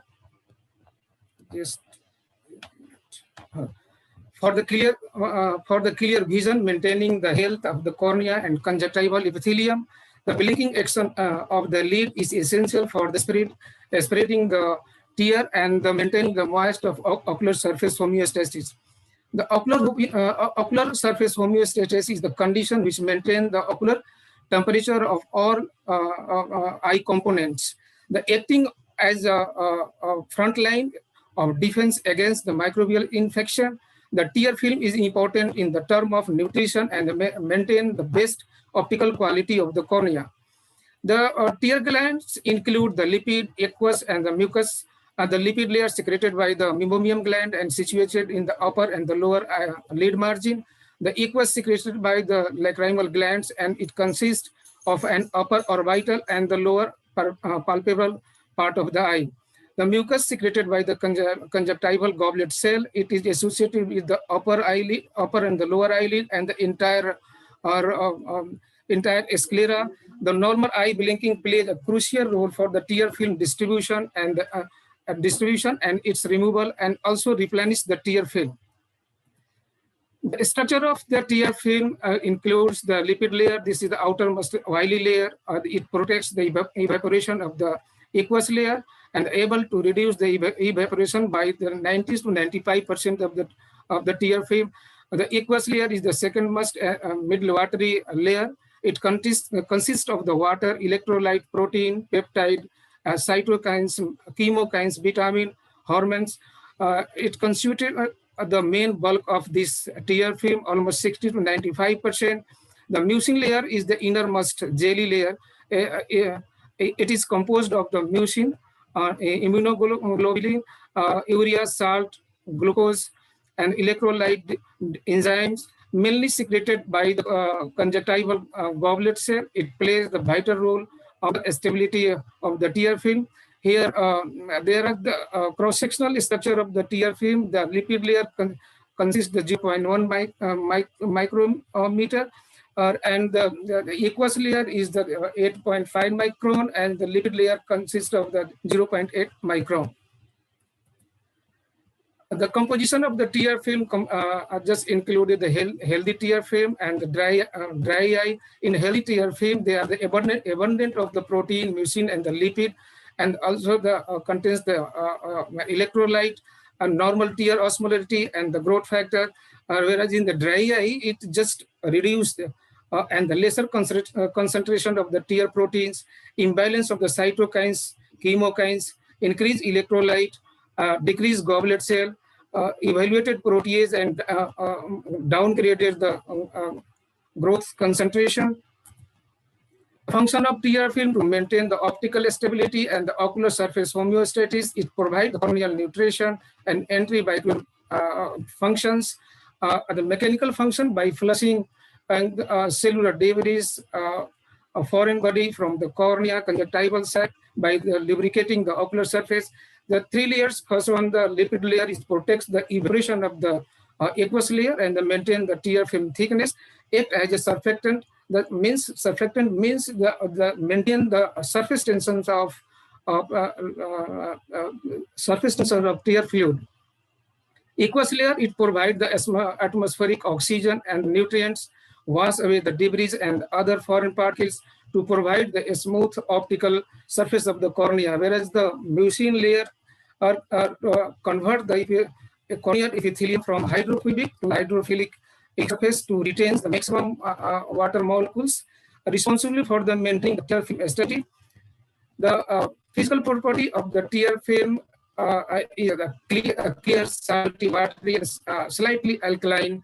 The primary role is to establish a highly qualitative active surface for the cornea and ensure the well-being of the cornea and conjunctiva. Generally, the thickness of the tear film is generally 4 to 8 micron, refractive index 1.357, and the volume 4 to 13 or microliter. pH slightly alkaline, it is 7.4. It is lowest in the sleeping condition due to the anabolic condition, and increase the eye opening due to the loss of carbon dioxide and the intake of the oxygen. Rate of secretion of the tear film generally 2.5 microliter per minute. Osmolarity is 280 to 310 milliosmomole. This flowchart shows the progression and causes of the dry eye. The pro-inflammatory mediators in the tear film in the left hand alters the tear composition by increase the exposure. It causes the hyperosmolarity, and the right side the pro-inflammatory mediators alter the lipid layer, by the tear film evaporation. Tear film evaporation is caused the apoptosis, means the program death of the corneal cells, and including all these the factors affected the tear film instability, including the meibomian gland dysfunction. They all causes the acute inflammation and the ocular surface stress, and finally the ocular surface damage. The clinical evaluation, the new available modality are used to examine the structure and the function of the tear film. The first one is the Surmer's test. It is used to evaporate the aqueous deficient dry eye, performed by the placing of a strip paper at the junction of middle and the lateral 1/3 or of the lower eyelid. the patient told to look forward and breathe normally while the strip is held in place for the 5 minutes. Anything less than 10 millimeter is considered diagnostic the aqueous tear deficiency. The tear breakup time assessed with the fluorescein and the cobalt filter broad beam with the slit lamp biomicroscopy. The interval between the patient last blink and the first randomly appearance of the dark and the dry spots. Assess tear film stability and can be measured either invasively with the installation of fluorescein or non-invasively using the ocular surface analyzer. The clinical evaluation also include the tear film osmolarity. The tear film osmolarity is the measure the tear lab osmolarity system for diagnostic and management of dry eye disease. It is the objective and quantitative diagnostic test that provide the specific information of the osmolarity. The tear osmolarity used as the biomarker or tear proteomics and the genomics part. And the first one is so the tear machine, and the second the process of the tear osmolarity test. Third one, just feel the severe dry eye pain, just like a nail is poking it. The tear lab osmolarity there is the gold standard for the diagnostic and management of the dry eye disease. And there are the different grading, and different grading are just evaluate the severity of the dry eye, where the results come the 280 to 3 milliosmomole, that is the normal, where is the 3 to 320, that is the mild, and 320 to 340 is considered as the moderate, and the 340 to 400 milliosmol considered as the severe dry eye. The fluorescein corneal staining, this is a test that uses the fluorescein dye to detect the damage of cornea and the foreign body of the eye. The intensity of the stain is increased where the cellular degeneration and the cellular death. The property makes the dye most useful for observing the permeability of the corneal epithelial cells. The abnormal score value of the dry eye is more than 3 out of 15. There are the modern modality for the dry eye diagnosis. The lipid view is based on the ocular surface interferometer, or it is measure the lipid layer thickness, and also the capture the blink dynamic and the images of meibomian glands. The LiPi scan is just help to scan only the meibomian glands. The LiPi flow is just used as the thermal pulsation, on especially for the MGD gland dysfunction dry eye patient, and is combined the heat with the physical massage to liquefy the meibomian glands of the upper and the lower lids. The first one show the LiPi view machine, second one the LiPi scan, third one show the LiPi flow. The ocular surface analyzer is the very important investigation for the management of the dry eye. It is just a scan and the high contrast mammography, and helps both the qualitative and the quantitative measurement of the dry eye. Here in the B figures is just show the truncation and the loss of gland, loss of gland of the lower lids. Here the color grid shows the percentage of the tear gland loss. The quantification of the meibomian glands like A and B just show the meibomian gland distortion. Here, here the some kinds of the MGD glands just show the distortion, and the figure C and D shows the glands. Here the dropout of the glands in here, and then easily shows here the dropout. Generally, the meibomian glands are just vertical and parallel to each other. The tear meniscal site measured by the anterior segment OC, the phenomenon of meniscometry. It is the non-invasive way to assess the tear volume. The tear meniscus volume reduced in the aqueous deficient dry eye. indicated as the reduced height and the radius of curvature. It indicates that the tear volume, the normal or meniscus height assessed by the anterior segment OCT is generally 0.3 millimeter. The clinical evaluation also include the Mike-Mooney dry eye questionnaire. It is the 14 questionnaires, just is like a dry eye screening, and maximum score is the 45. The out of more than 14.5 out of 45 include the dry eye, and the other is the ocular surface disease index. Is the 12 questionnaire based assessment, and the total score is just compared with the grading of the dry eyes. The impression cytology is the simple, not surgical, and the non-invasive and safe technique. We just take a sample, collect from the superficial layer of corneal, limbal, and the conjunctival epithelium, a millip or filter paper just used to assess the conjunctival goblet density. Here in impression cytology, there are the epithelial cells and the goblet cell. The arrow indicates the goblet cell found in the corneal epithelial cell. That indicates the some dryness present in the ocular surface. Take home message: the dry eye disease is a complex condition. It requires the careful observation, etiology, and the knowledge about the dry eye and their systematic history. It is crucial to diagnose the prior to any kind of management. And in many situations, there are maybe multiple causes of dry eye. Need careful assessment over the multiple visits will lead a correct diagnosis and proper treatment plan. Thank you.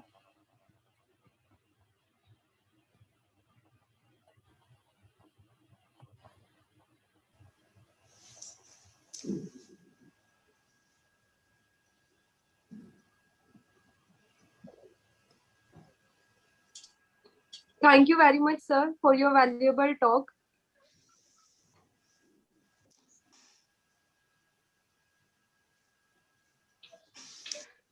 Thank you, sir. Now I would like to invite Mr. Stephen A. Burns to deliver his talk on adaptive optics and its applications. He is currently professor at School of Optometry, Indiana University, and completed his PhD from Eye Research Laboratory at University of Chicago. He has done his fellowship from American Academy of Optometry and got Tyler Medical from Optical Society of America. Please, sir, deliver your talk. To talk. My name's Steve Burns. I'm a professor at the Indiana University School of Optometry. I'm very happy to be here and share a little about what we're doing with you.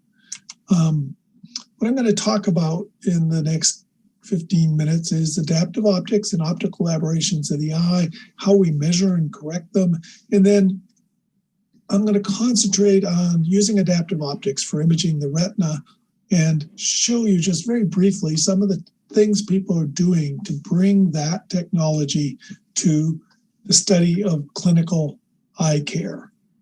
So the problem we have when we're imaging the eye is the eye is not a perfect optical instrument. Light coming into the pupil at different locations is spread across the retina. Ideally, you'd like it all to form a perfect point. So if I was looking at a star, I'd see a point on the retina. Here, I've drawn these rays as though the subject's myopic, because myopia is an optical aberration. So the rays cross sort of in the middle of the eye. But even if I correct the myopia and the astigmatism, I still don't get a perfect spot on the retina. I get a blur like this. And what I want to do is correct it to something like this. And so this is to scale of what we can do with adaptive optics, which is make the blurred point of the star a small diffraction limited point like this. And we do that by changing the ray angle as they enter the eye, so that when the eye operates on those rays, it produces this perfect point source. And so to do that, we have to measure aberrations. I'm just going to remind you how the wavefront sensor, which is one of the critical components of an adaptive optics system, works. And it works just like any other lens, really. So all a Shack-Hartmann wavefront sensor is a bunch of small lenses in front of a CCD camera. Each lenslet acts just like the lenses you're familiar with and can handle with geometric optics. So imagine we're looking at a distant star, so the rays coming into the system are parallel. They strike each lenslet. Each lens makes an image of that star along its optical axis, and that spot turns into, on the CCD, an array of spots, one for each lenslet, all centered on the optical axis of that particular lenslet. All right, what happens if we change the angle of the light source? So we move it so it's coming in like this from an angle. Well, the lenslets do what lenses do. They produce spots that are deviated according to this angle and their optical axis. And so that angle is just proportional to the focal length of the lens. So basically, it's telling us that the rays are tilted. If we think of a wavefront is just the surface that's perpendicular to all the rays. The wavefront is tilted here. All right, what happens if we do something else with the light source? Let's move it closer. So if it's closer, now the rays are coming out like this. The wavefront now is a sphere because it's normal, 90 degrees at each one of these rays. The lenslets see the rays coming at an angle here and here and here that is different from each other according to the wavefront and their ray propagation. And so this lenslet has a displacement here based on the angle of these rays, this one here, the angle of these rays, and the center doesn't see a displacement because it's looking straight at the light source. And so for a sphere, it's simple. Every lenslet produces a little spot, and the spots are proportional to the angle of coming, which is proportional to the distance of the light source and the number of lenslets across the CCD. And so you just instantly know it's sphere because it has this radial distribution of displacements. What happens if it's a funny wavefront? It's complicated. Well, each lenslet does exactly the same thing. So if you know what one lens does, you know what the lenslet array does. It averages over its own aperture and produces a spot at where the displacement tells you about the local slope of the wavefront. So this one's sloped this way, the spot moves this way, this one's sloped this way, the spot moves this way. And you just get a bunch of displacements. You can just measure them with a computer. And as a result, you can reconstruct this wavefront and tell what it is based on these slopes. So how do we correct the aberrations? We use a deformable mirror, and that's just something like a funhouse mirror that we can bend and shape any way we want. And modern mirrors you can control to the nanometer level. And so we put light on the back of the eye. The rays coming out from that little light source, we just shine a spot on there, get distorted by the eye's aberrations. It's a complicated wavefront, but we start with the mirror flat, and the wavefront sensor then will see those distortions. It'll feed the signal back to the mirror. The mirror will try to produce the inverse shape, correct the wavefront, and you'll measure any mistakes, correct it again, and eventually you'll come up with a perfect wavefront here that's going to be able to go to your visual display or your imaging device, depending whether you're doing psychophysics or you're doing retinal imaging. And so the people are using AO in a lot of places. They're using it to understand how the retina functions.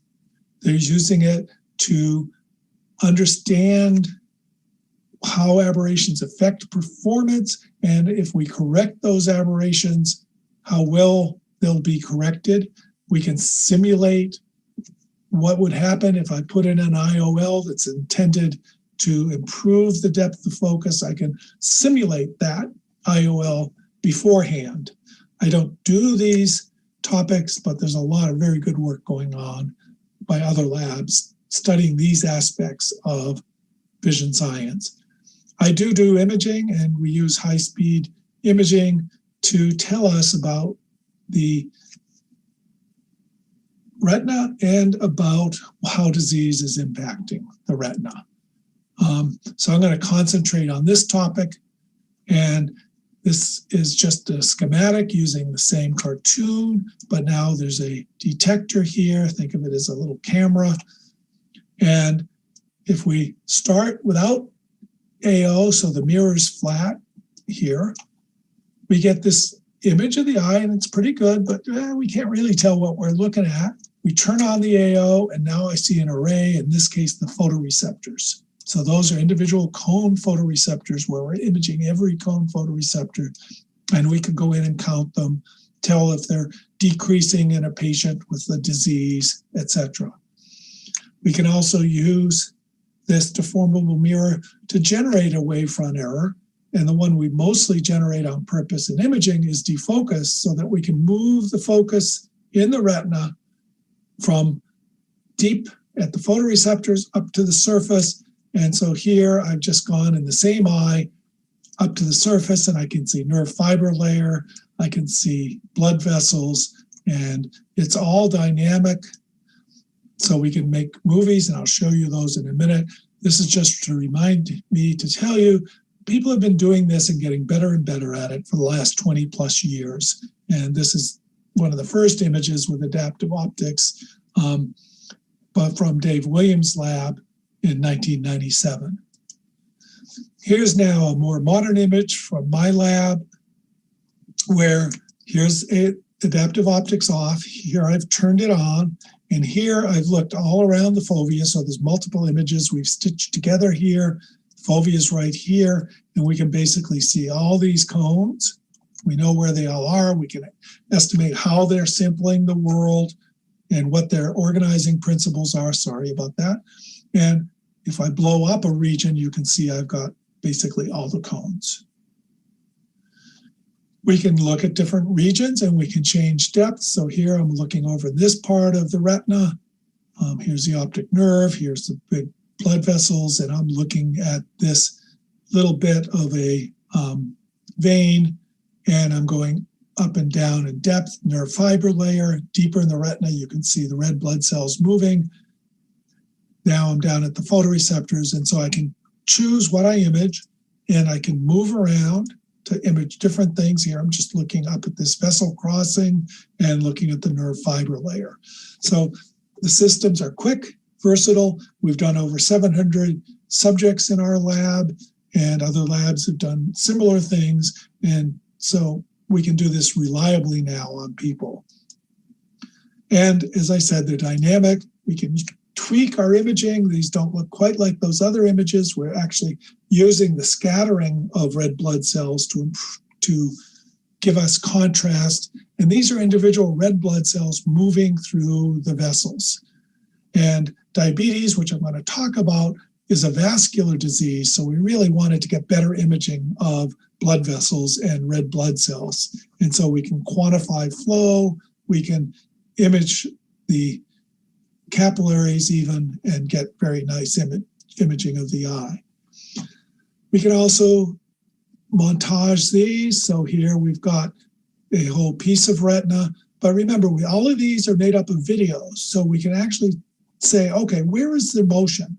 And we can process the videos to tell us where there's motion, and we can map out all the capillaries of the eye, and you come to think of the eye as a really beautiful thing when you start looking at images like this. So here's an artery, the blood's flowing in, it's looping around, it's supplying all the tissues it needs to supply, and then it's draining out the vein, and everything goes very systematically, vein, artery, vein, artery, vein, artery.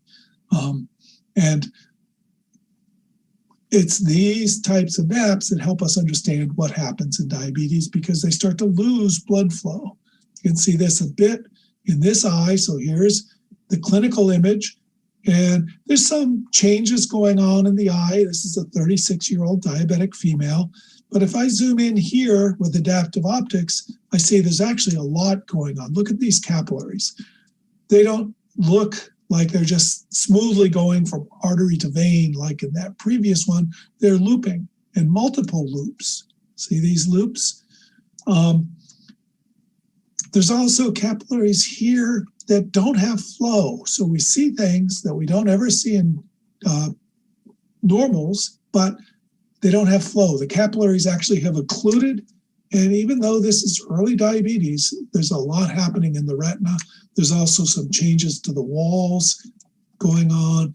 And so our goal really is to use this kind of imaging to say, who's at risk? If a patient comes in and they don't have any changes, we might be able to say, don't come back for a year. If they've got a lot of stuff like this going on, we might instead want to tell them, come back in 6 months. So can we improve care if people start to get treatments, new treatments for diabetes? Can we see this change either resolving or not progressing? And so those are things we're interested in researching. Here it's just to show you that these kind of changes are also seen in more severe disease. This is the diabetic with the neovascular net over here. A lot of changes going on.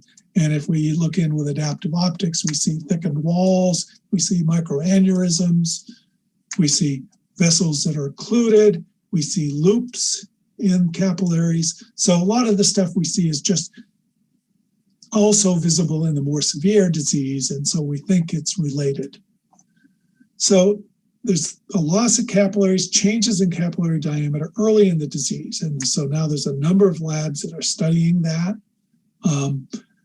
You can also use adaptive optics to make very precise measurements. Remember, you're improving your point spread function, so now you've got a measuring stick that's 2 microns instead of the more common clinical measurement of 10 microns. And so we can measure these walls precisely, look at how they're changing, and they are changing systematically with disease progression.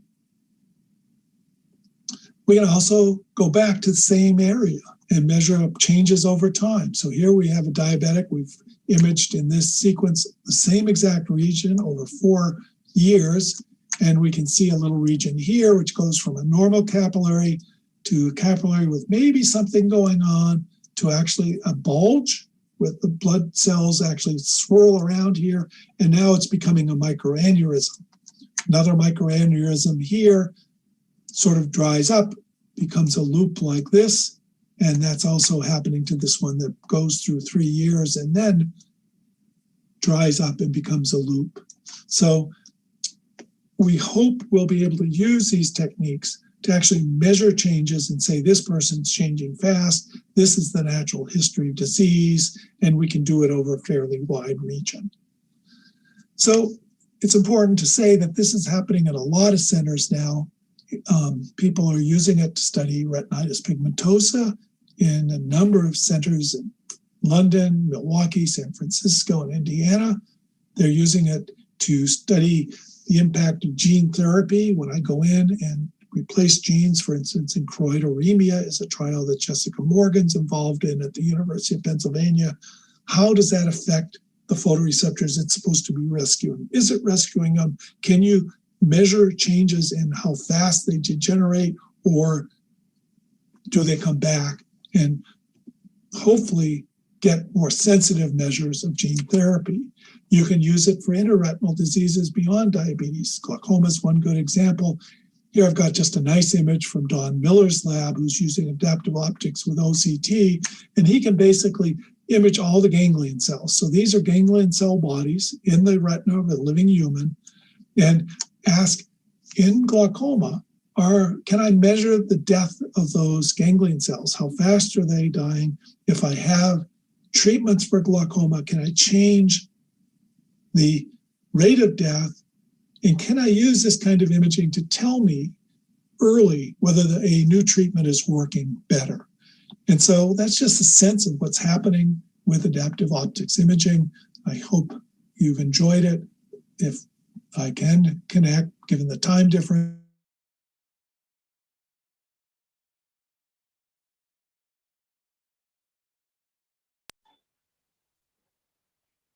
Thank you very much, sir, for your valuable talk. Now, let's start the panel discussion. Yes, sir.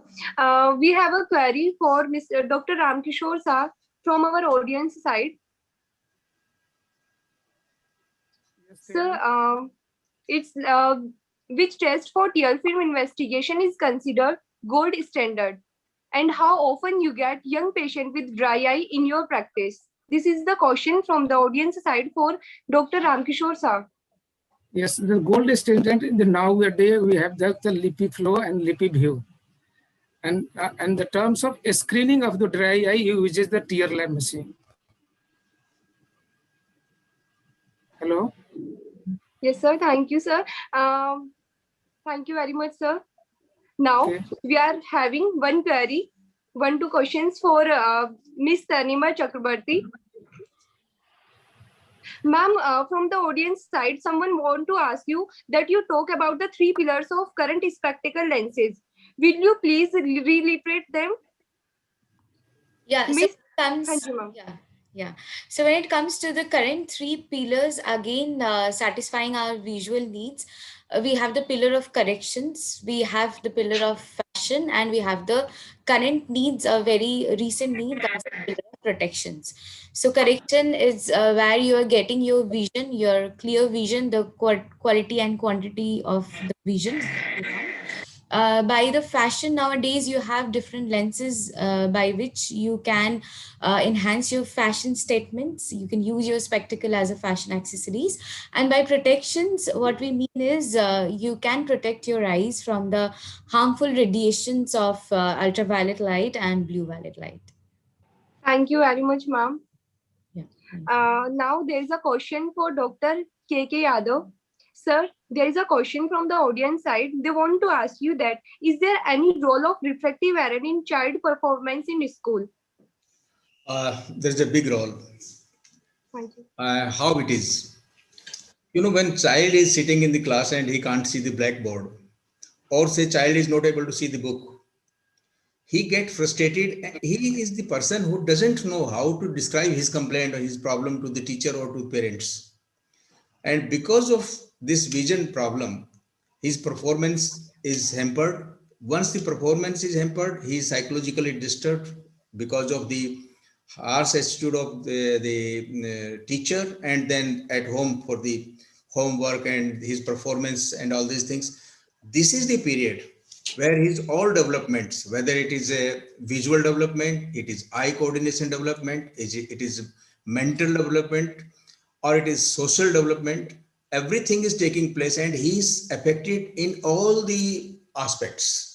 So it is very, very problemsome for him to cope with the situation, and he gets totally in different world. Thank you, sir. Sir, there is one more question for you. They want to ask you that what is the role of glasses in amblyopia? Yeah. See, when you are prescribing, there is a different type of situation. When you are not prescribing or you're not checked, say when there is a difference in the refractive status of the 2 eyes, one eye takes the lead, another remains behind. That goes towards the unused or disused situation, and that leads to lazy eye. So one thing is, when you don't prescribe the glasses or a person is not using the glasses, amblyopia develops in the poorer eye. Another is when you prescribe. When you prescribe, suppose there is a difference of say 4 or 5, means more than 3 diopters of this thing. and the child is not able to cooperate or coordinate the images of the two eyes to form binocular single vision, then again the child has to leave the blur image, and leaving the blur image again leads to leaving that eye towards disuse or towards lazy or leading to amblyopia. So number one, to not to prescribe at all. Number two, to prescribe but not coordinating the anisoconic effect of the anisometropic glasses again leads to that thing. So this is the major reason of amblyopia. Thank you very much, sir. There is one more question for Miss Tanema Chakrabarti, ma'am. Ma'am, Yes. audience want to ask you, what is the most important thing we observe from this whole story of spectacle lens evolution that is very much relevant in today's life, today's day? Okay, so it's a very interesting question. As you have rightly said, the whole story of evolution, it's the history, it's absolutely like a story. But what I think is that the observation, what I found from the ancient time till today, when it comes to the spectacle lenses, it has always tried, it has always given best out of it to satisfy the visual needs of the patient or the customer. So that's still relevant today. So today's spectacles, if we talk about today's generation of spectacles, as I have already told that it is, trying to satisfy all the needs, not only the correction, but the protection and the fashion aspect as well. Thank you, ma'am. Sir, I would like to answer your question because from the audience side, sir, Dr. Ramkishore sir, you asked one question: how many meibomian gland found in upper and lower eyelids? Yes. So there is an answer that in lower lids it's 20 to 30, and in upper lids it's 40 to 50 meibomian glands found. No. In the upper lid, it's the 25 to 30, and the lower lid 15 to 20. Okay, sir. Answer may be wrong. Thank you very much, sir. Now we are ending the session. Thank you very much. Can Let's I ask have a question to KK Yadav, sir? I have a question. Okay, Can I ask? sure, ma'am. Sure, ma'am. Sir, it was a very nice presentation. I was hearing your talk, and I, recently I went to a hospital, and what I found is that for the kids, okay, it's for the kids, after the cycloplegic thing, after the dilatation, they are using autoref to, do the refraction. So how accurate, according to you, for the kids, after the dilatation, is it recommended to use autoref for the subject? Is it okay? See, autoref can be used, no problem. Okay. Because see, why, whether it is autoref or retinoscopy, when you are doing dilated or cycloplegic or, under these medicines, what additional things we will add? I'll let you know two things, because for me, you all are too young for me.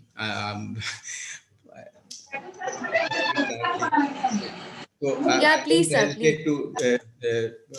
To tell something additional to you people. You see, when you are doing retinoscopy, what usually we do miss is that the distance of our arm from which we are doing. We are taught that years back that it is we add -1 to the retinoscopy and to get this thing. And we are not told that why this one. It can be 1.5, it can be 2 or variable. What the factor, the distance of our arm between the patient and you, we don't mention the students. Number 2 is autoref. When, see, whether it is dilated or undilated. I'm doing it undilated to treat that reading as undilated. You know that I have done it under cycloplegia. You treat that accordingly. So, in your case, as you told, they are doing, it is an objective finding. It is for record sake or for coordination sake, you can go ahead. But in children, you are supposed to rely on your retinoscopy. Exactly. That is a finding. You can go ahead and you can see, particularly, there is one more advantage here. If there is astigmatism, then for the amount of cylinder and for the axis, always autograph is more helpful in case of children than retinoscopy, because in retinoscopy there is a variation of this thing. It's an estimation. When if you are doing with phoropter, or if you are doing with trial case, putting the lens and exactly you are thinking that I'm doing, even then there is a not that accuracy, which if your child is being made seated properly, you can get on autograph. So for the cylindrical error and its axis, it's useful. Thank you. Thank you so much, sir. Welcome. Thank you, ma'am. Thank you, sir. From the audience, I want to ask you that if you have any query, then please message us. Otherwise, we are going to end the session.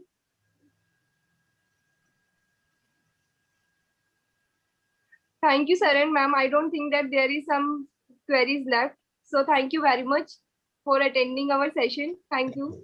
Thank you. Thank you so much. Thank you. Now let's have a break. We will start again. Thank you very much.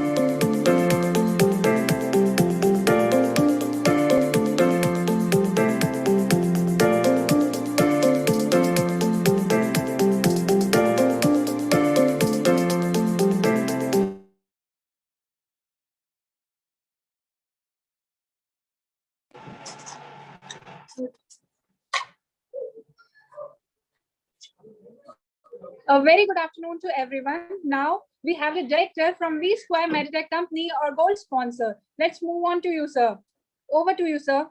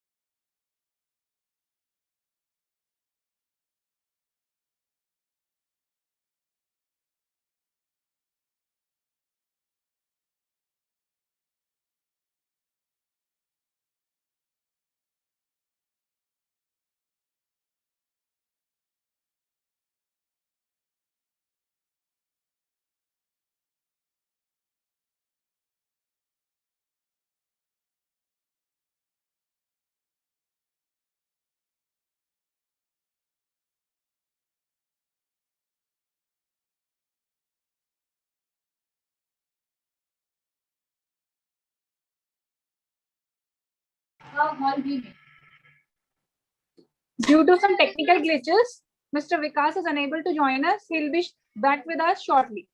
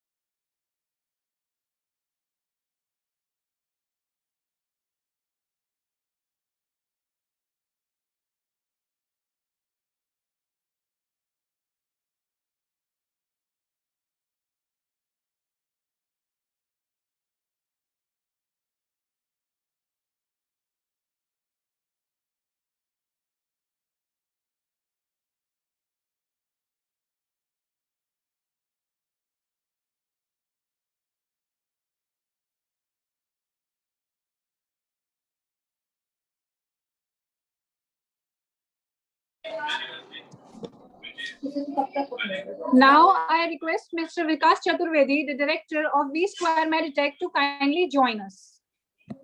He is the gold sponsor for this AIMS Optometry Explorer 2021. Sir, over to you.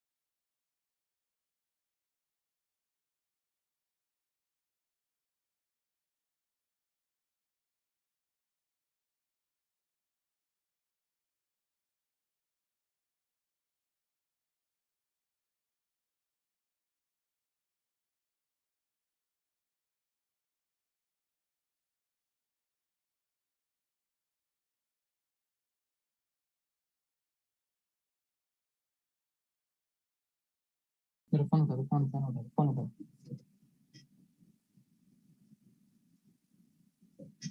very good afternoon to everyone. Now we have our sponsors, Mr. Vikas Chaturvedi, the director of V Square Meditech. So please provide us our intro of your company.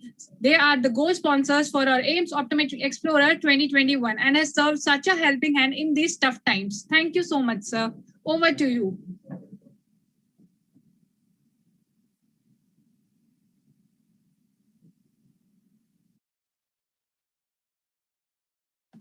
No, you are not.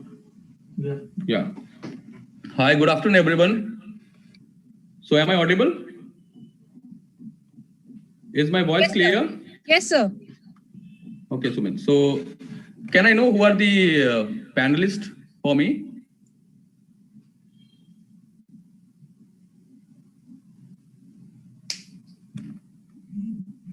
Hello, Sumit?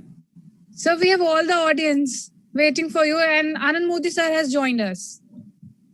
Okay, so he's our panelist, Anand Murthy sir. Okay, fine. So I will start with I will share the screen now. Wait a minute.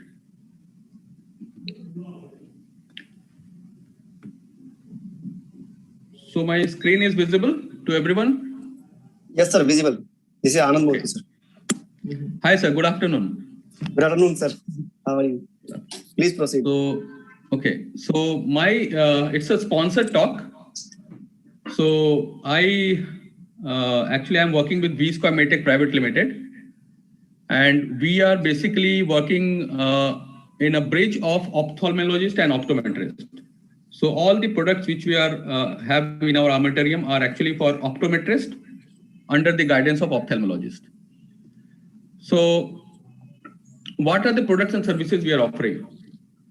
So we have specialty contact lenses, we have dry eye division, we have low vision devices, and very recently we have launched computer-aided vision therapy.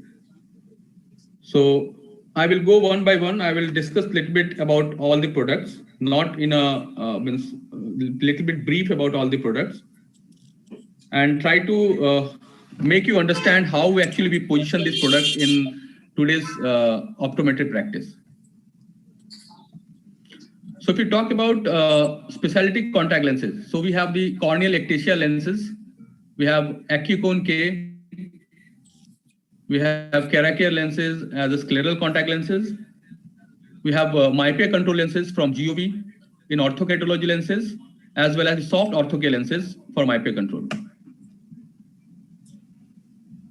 If I talk about the scleral contact lenses, so the brand name is Keracare, and we have all the modifications with our lenses. We can do all the modifications required for scleral contact lenses. The dia extend from 15.9 to 20.1 millimeter. Previously, we have dia till 19 millimeter, but now we have till 20.1 millimeter dia. So what is how Keracare scleral contact lens is different from other contact lenses available in the market? So we have a very patented technology known as Hydra PG coating. It's a Hydra polyethylene glycol coating, which actually helps for high wettability of the contact lens surface, and it increases the water surface retention, which helps patient to have a better comfort, long time wear, and also reduces the dry eye.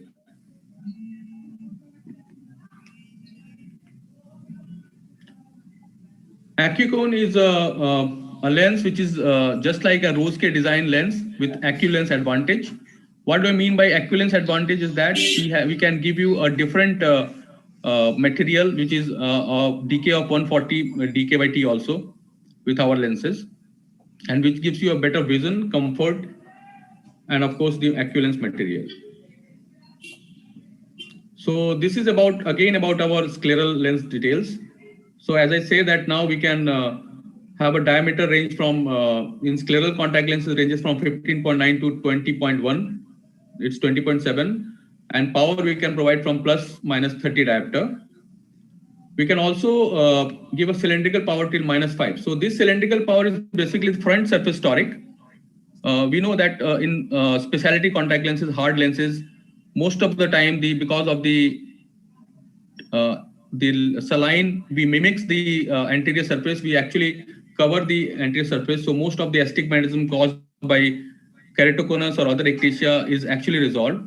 But when it comes about the posterior surface astigmatism, which is also very common in high keratoconus patient, so we can provide a cylindrical power till -5 diopter. So this is a specialty. This is a USP of our lens. Apart from that, we also give multifocal scleral contact lenses. So if we talk about the technology, we have front toric, we have multifocal, we have double slab of technology, we have toric haptics and aspheric also. We also can give you a truncation if required and with notch also. Little bit more about our scleral contact lens technology. This is a very unique in the sense that, as I already told you, that we can do all the modification which is required for scleral contact lens fitting. Because whenever we talk about scleral contact lens, so the more we are going towards the sclera from cornea, the more modification is required. And for that, we have a very high-end technology known as CAD technology, by which we can do all the modifications. Whatever modifications are required in any zone, we can do all the modifications. This is the same tangible Hydra PG coating.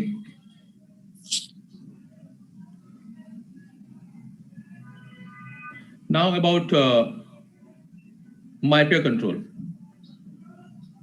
So if you talk about myopia control, today, when we started talking about myopia control in early 2018, maybe January sometime, we started talking about myopia control in India from V-Square. We faced a lot of challenges. Challenges mean to say that ophthalmologists or even many optometrists also, they don't know what is myopia control and how myopia control works. So as we know that in India, the ophthalmology market or even the optometry market, if we talk about high-end products, is driven by ophthalmologists. So we thought that we should go ahead with this technology and try to educate people, especially the ophthalmologists, about the myopia control. And initially, when we started talking about myopia control with the ophthalmologist, you will not believe, doctors were not ready to listen a single word, because they were very much, maybe because of the articles, previous articles, or maybe because of their experience, I don't know, but they were not very comfortable with orthokeratology word. But we didn't lose our hope. We started talking more to the ophthalmologist. We meet personally all the ophthalmologists. And then we also conducted few conferences in CMEs in coordination with the ophthalmologist. We also participated in All India Ophthalmology Congress. We participate every year. We can say after 2018, we are participating in each and every year where we are talking about myopia control to the ophthalmologist. So now, fortunately, what we have understood that doctors are also ready to listen, and they also want to know that how orthokeratology or other myopia control intervention works to control myopia. So now this is about the product. So we have all the ranges in orthokeratology. We have myopic lenses, we have the hyperopic lenses, we have hyperopic presbyopic lenses, we have post-LASIK orthokeratology lenses. And there are a few articles which supports that even orthokeratology, they have a special design which even works for a mild keratoconus. These are few patents by GOV. Globally, they have some around 18 patents worldwide. India also have a patented, we also got a patent for our GOV lenses. Now this slide is sold actually, but now we all have a patent in India also. In same myopia control, we have another lens, which is very, you can say it's a very beautiful lens in the sense that it actually works just like orthokeratology lenses, but it's a soft day wear lenses. So it's a soft approach for myopia retention.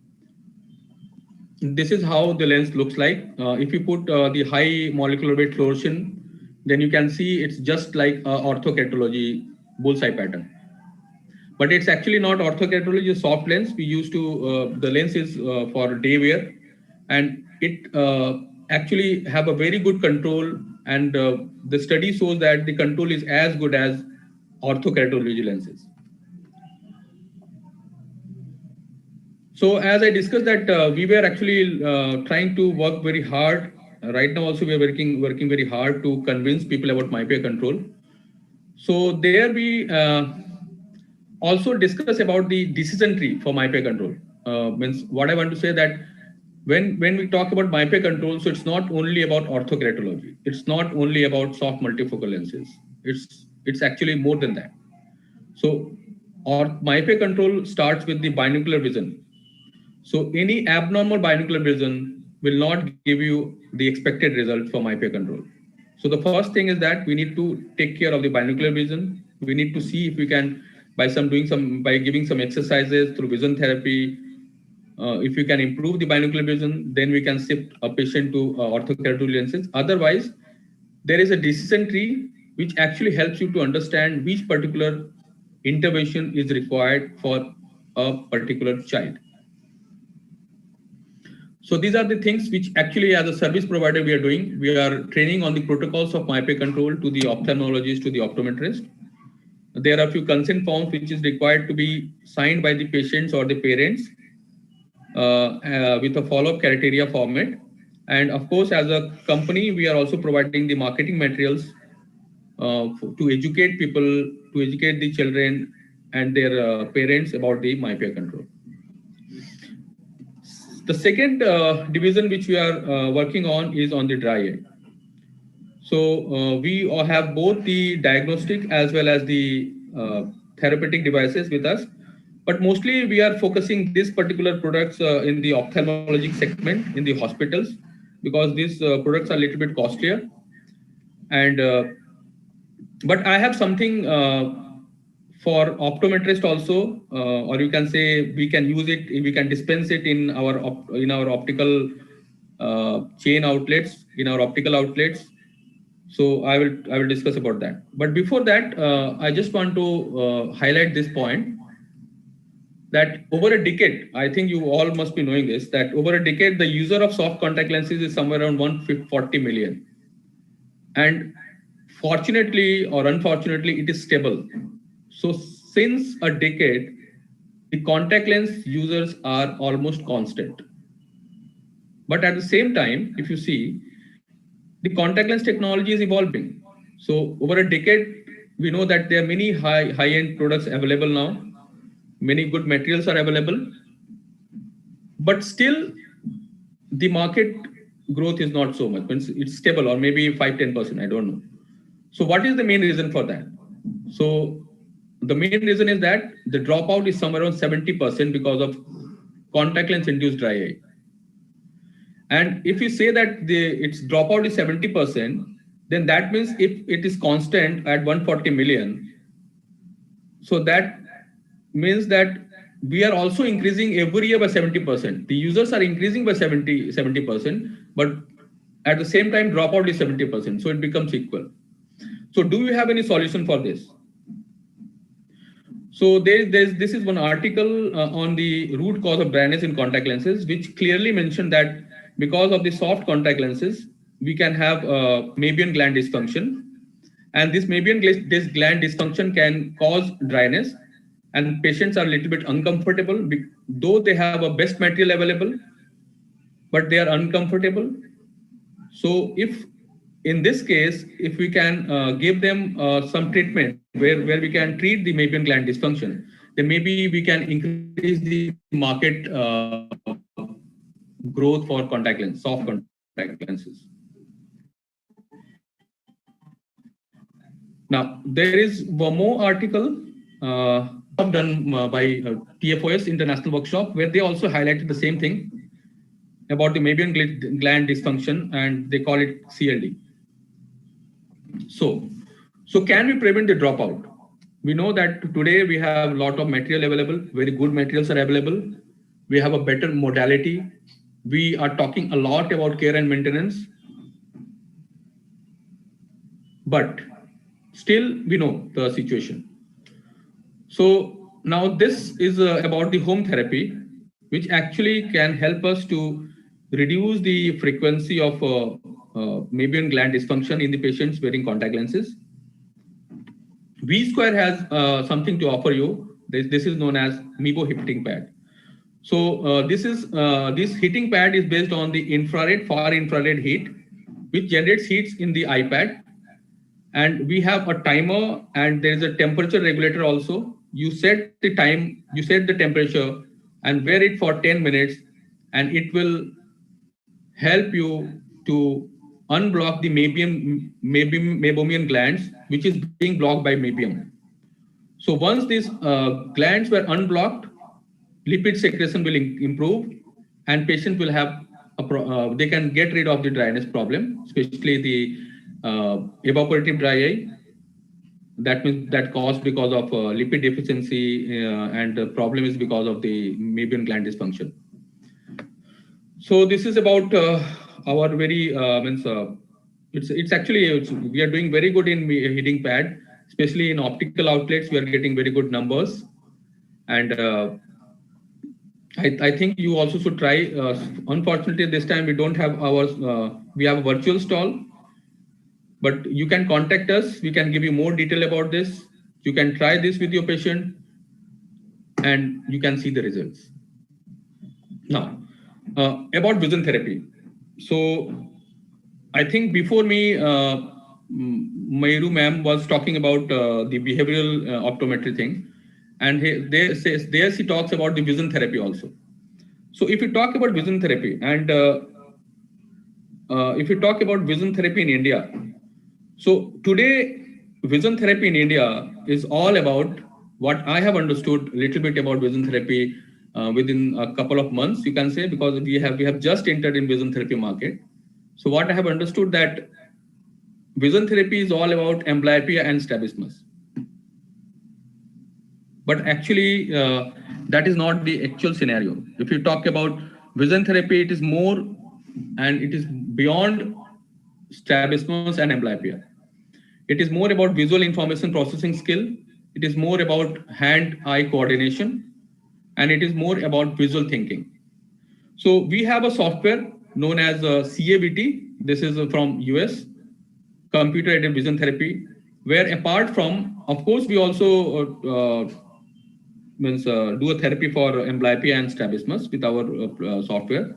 But apart from that, we also talk more about the visual information processing skill, how you can develop the visual information. So there are a lot of exercises available in this software to develop the visual information processing skill.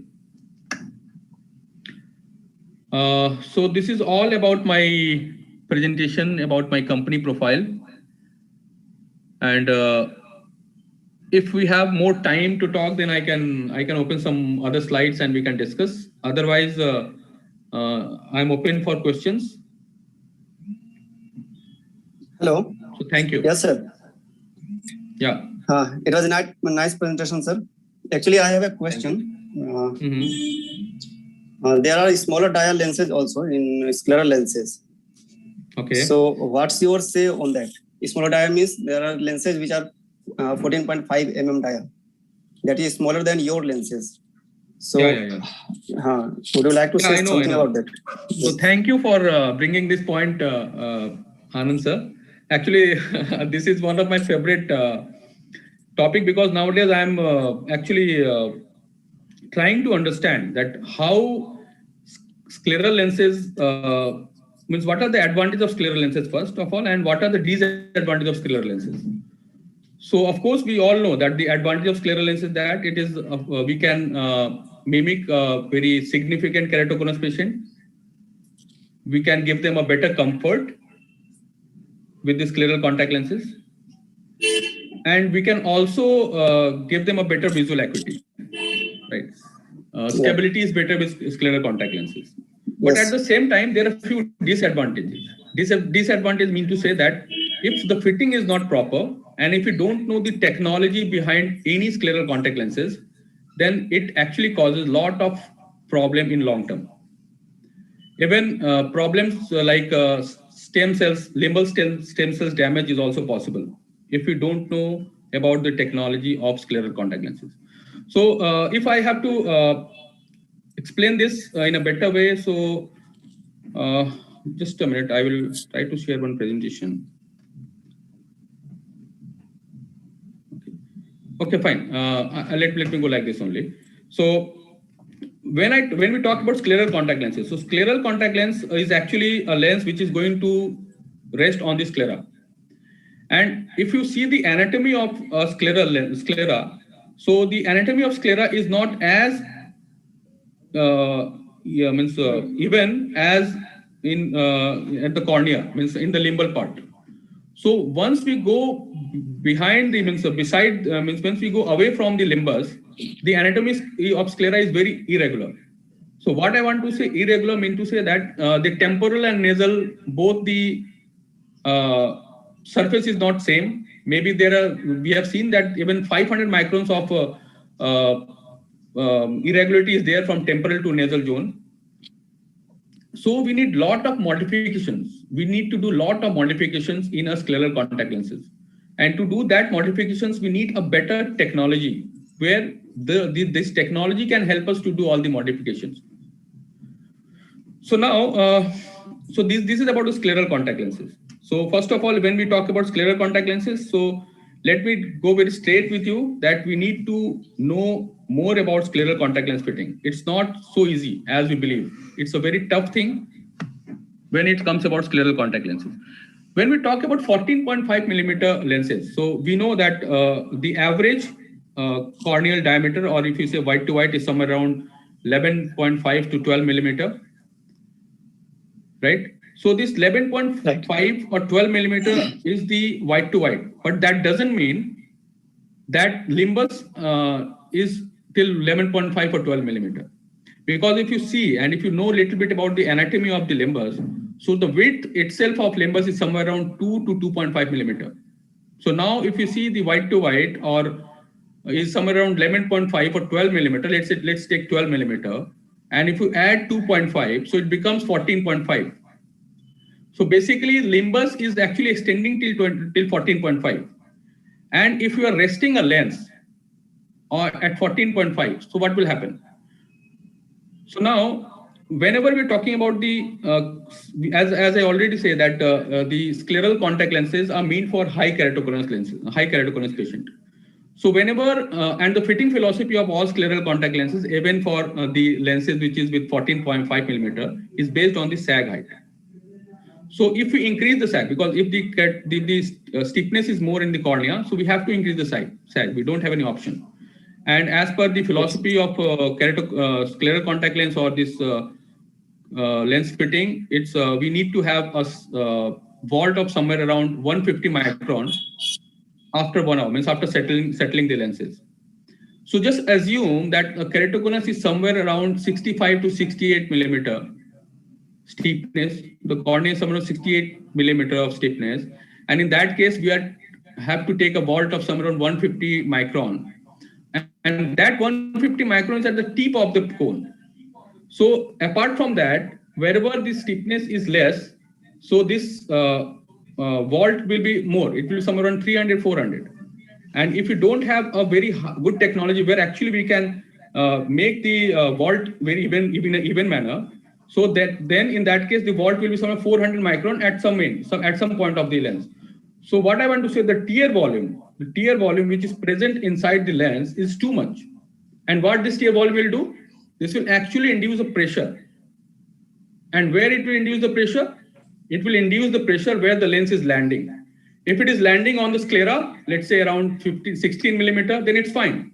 But if it is landing at 14.5 millimeter, where you have the limbus, and at limbus we have the stem cells.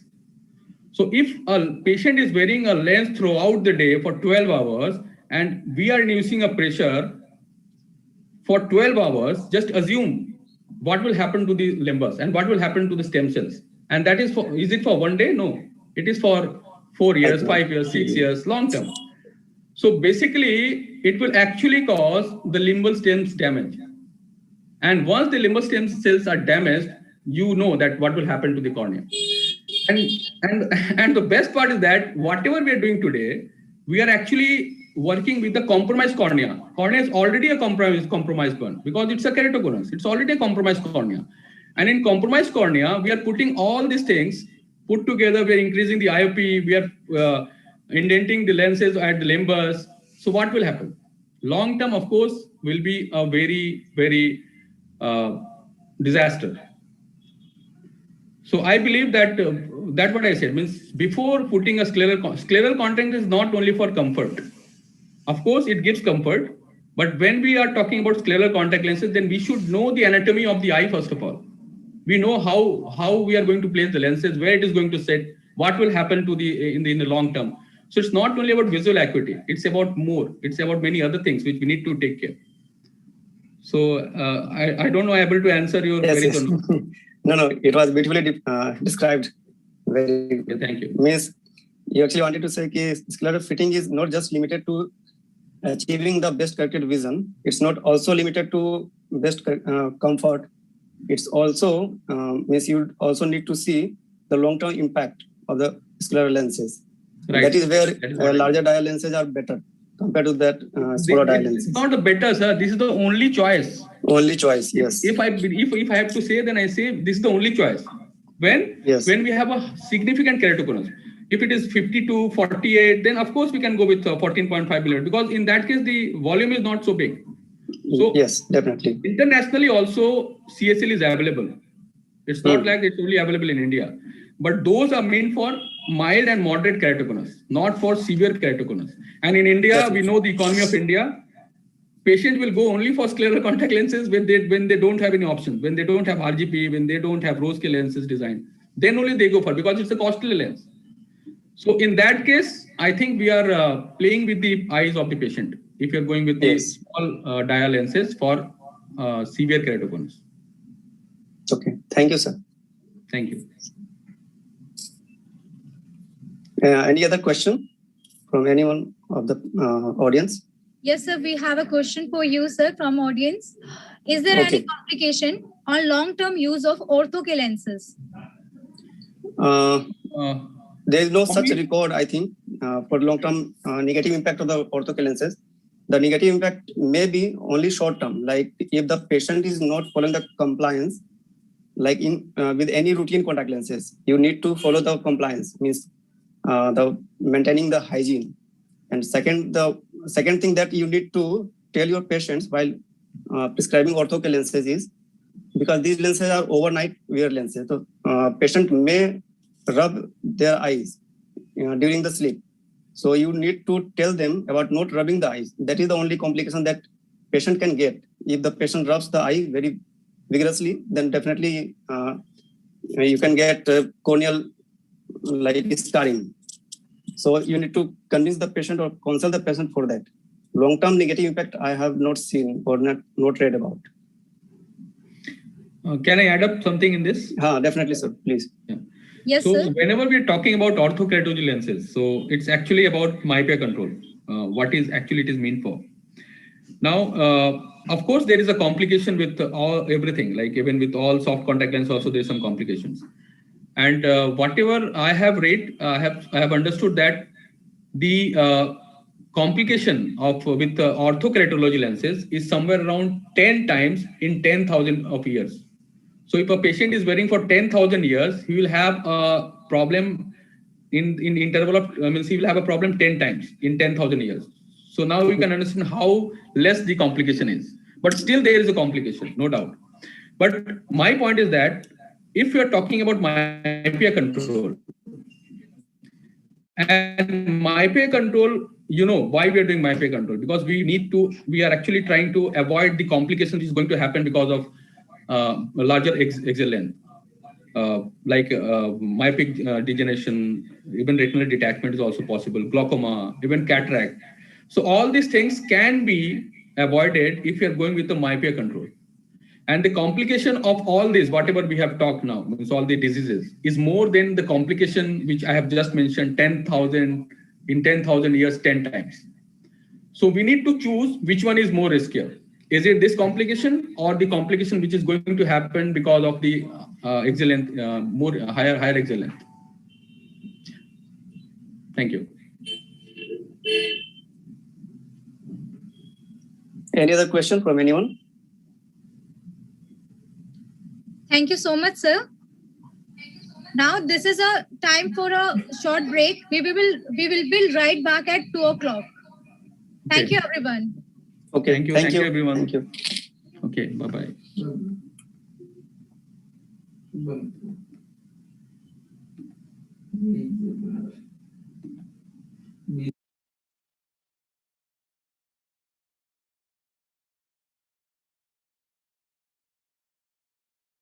Short break. We will be right back at 2 o'clock.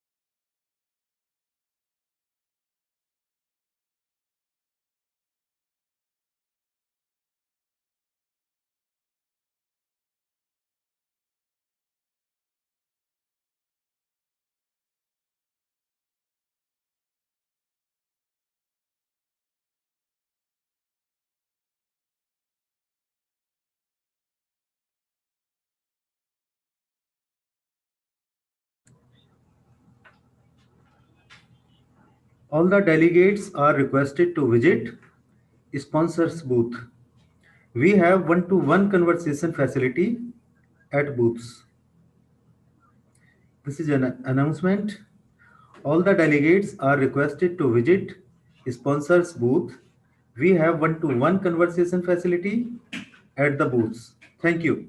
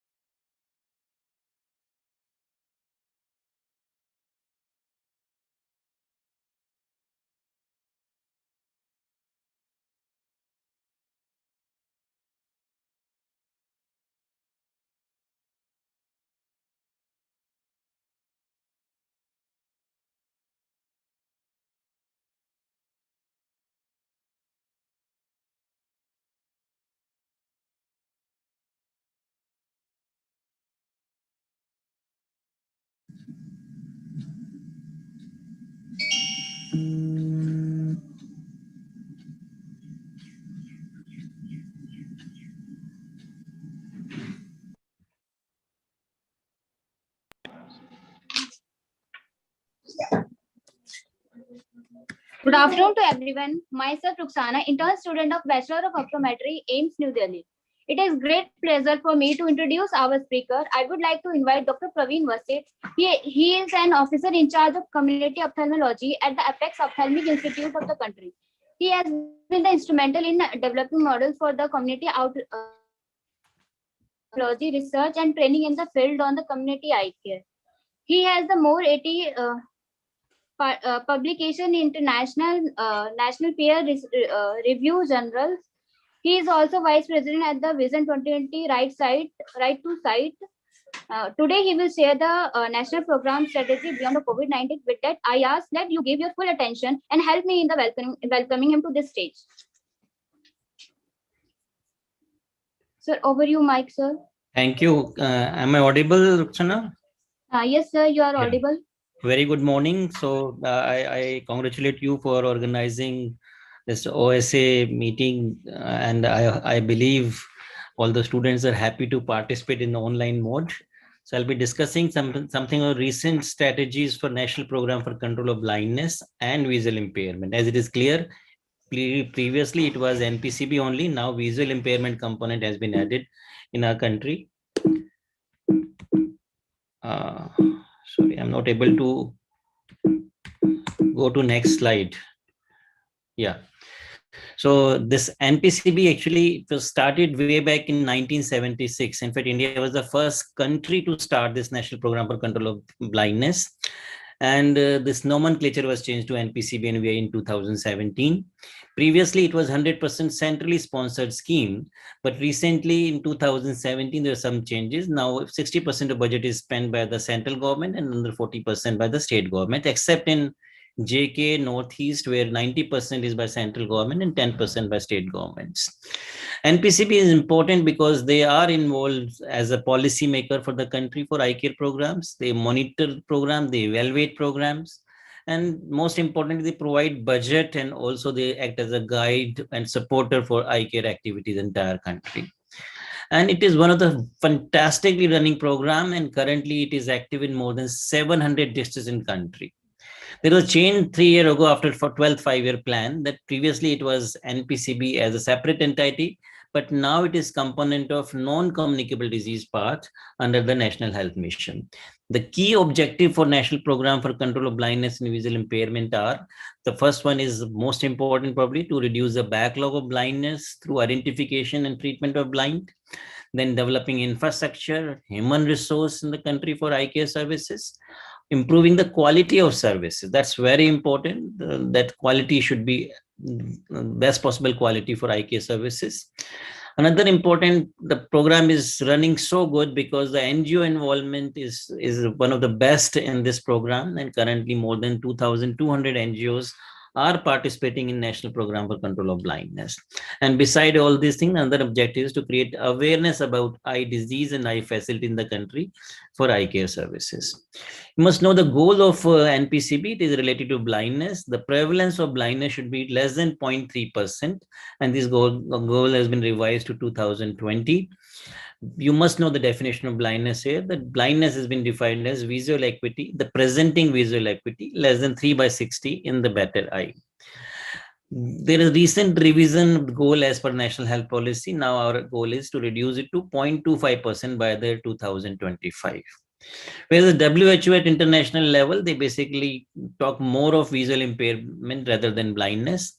And they have a goal under Universal Eye Health Global Action Plan from 2014 to 19.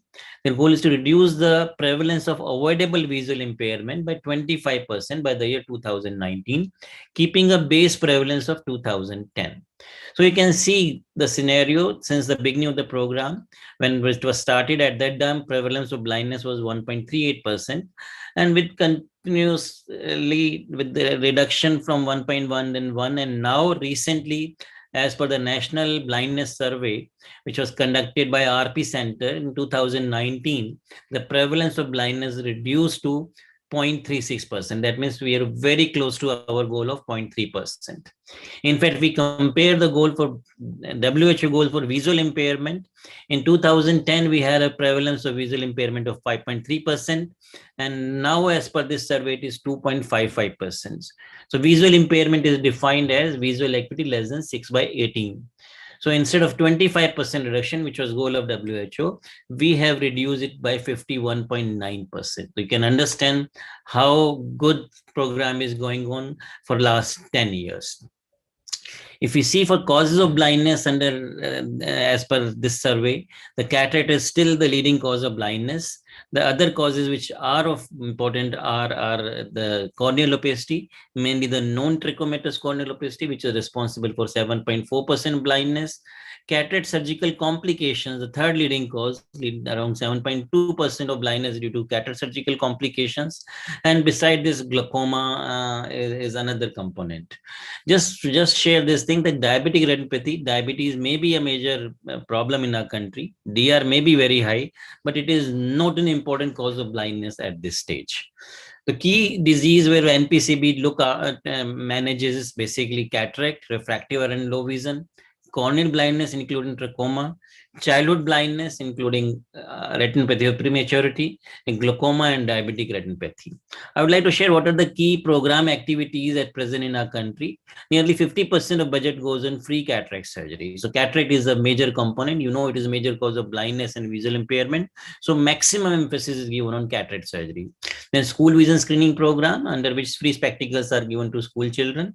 Collection of corneas, the donated eyes, and free keratoplasty surgery is a third important area.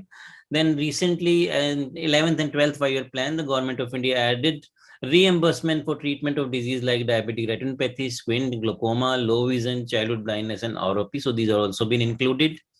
Infrastructure and upgradation, another area where vision centers, eye banks, wards, OTs, everything is being sponsored by NPCB. NPCB also provide funds for training of doctors as well as optometrists in the country. And beside this, IEC information and education and communication activities for eye care programs, and also monitoring workshops. These are some achievement of the program. This is the latest data available for the year 2018-19. We conducted nearly 67 lakh surgeries in just 1 year. Beside this, 6.14 lakh surgeries for other diseases like DR, glaucoma, ROP, pediatric ophthalmology, keratoplasty, and VR surgeries. Nearly 9 lakh spectacles have been distributed to school children, and 68,400 eyes have been collected, and they are being used for the purpose of keratoplasty. NPCB is funding to NGOs and even to government for certain disease. For cataract, they are giving 2,000 rupees per cataract surgery. Whereas for DR, childhood blindness, glaucoma, it is also again 2,000 rupees. For every keratoplasty, NPCB pays 7,500 rupees. For VR surgery, it is 10,000. For spectacles, it is 350 rupees for school children as well as presbyopic spectacles for adults. And for every pair of cornea collection, it is 2,000 rupees are being given. Cataract is a priority, and Government of India is trying that we should think of eliminating cataract backlog blindness in the country, and for this various efforts have been made, and you will soon see that some major program is being implemented by NPCB. In fact, cataract surgeries, we are already doing 67 lakh surgeries per year, but as per the recent survey, we can eliminate cataract blindness if we do more than 1 crore 15 lakh surgeries per year, and that too emphasis has to be given to blind and visually impaired. Only then we can think of eliminating cataract. Recently, this under Ayushman Bharat scheme, nearly 42 procedures under ophthalmology have been included, and being reimbursement is given. In fact, free of cost treatment is available for this disease. I'm happy to share that cataract is leading among all the procedures. There are nearly 1,573 procedures, and cataract surgery is a leading area where people are getting reimbursement for the country. School vision screening program, as I mentioned, this is under another priority under the program. Myopia is a leading cause of visual impairment among school children. Here, teachers are being trained to screen children, and they refer, and then optometrists, they provide refraction services, and spectacles are given free of cost by opticians. So nearly 9 lakh spectacles are being given free of cost under this program. And as I mentioned, Trachoma is another area. Trachoma elimination is a priority right now. Government of India aiming that trachoma should be eliminated by the year 2022. The trachoma, active trachoma among children was already declared in 2017 with our efforts from RP Center. And now we are looking forward for eliminating trachomatous trichiasis also. And for this, we are planning a national survey for nearly 200 districts all the country. These 200 districts are considered endemic for trachoma. So by the end, we plan to submit a dossier to WHO, and by 2022, we are hoping that trachoma will be completely eliminated from our country. Another one liner about infrastructure development, you can see the Center of Excellence Training Center, even the service centers are quite sufficient. But probably what we need at this stage is maximum importance has to be given primary eye care, the vision center where optometrists are posted. We have shortage of optometrists. That's why we just have 4,000 vision center in our country against a target of 20,000, which we are hoping by the year 2020, we should have this much of vision center. So this is now a priority that more and more optometrists should be trained in our country, and we should strengthen our primary eye care services in order to achieve better eye care at the community level. These are 3 different events which have been organized by NPCB for as part of IEC activities. That is World Glaucoma Week for every first Sunday of the March, then Eye Donation Fortnight from 25th August to 8th September, and World Sight Day celebration with Vision 2020 Right to Sight on every second Thursday of October. Thank you very much. Thank you. Any question, any queries?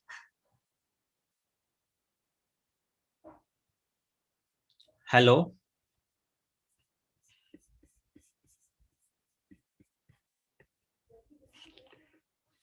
So I finished.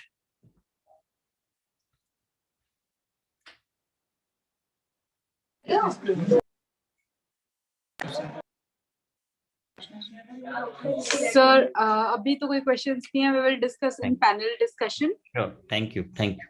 Thank you, sir.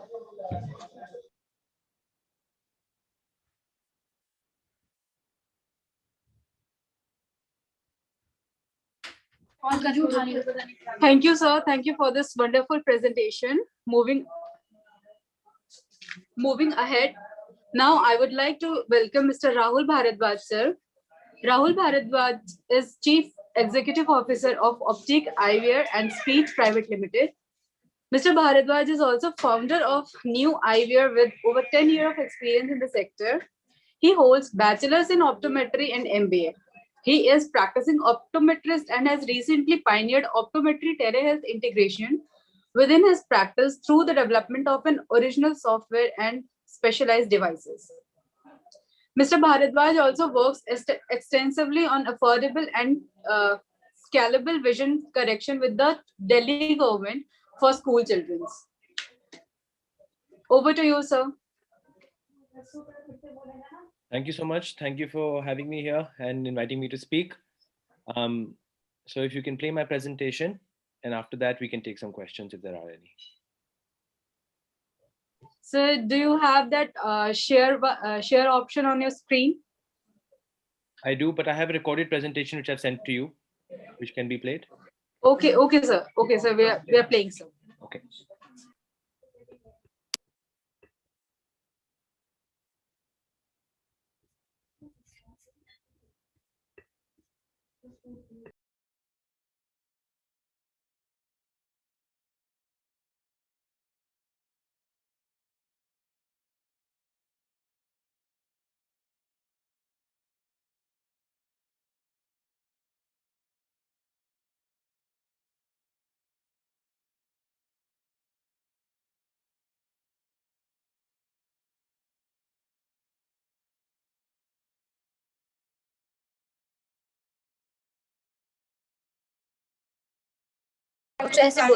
Sorry, sir, there is some technical issues. We'll be back right soon, within some minutes. Sorry, sir. Sorry for this interruption.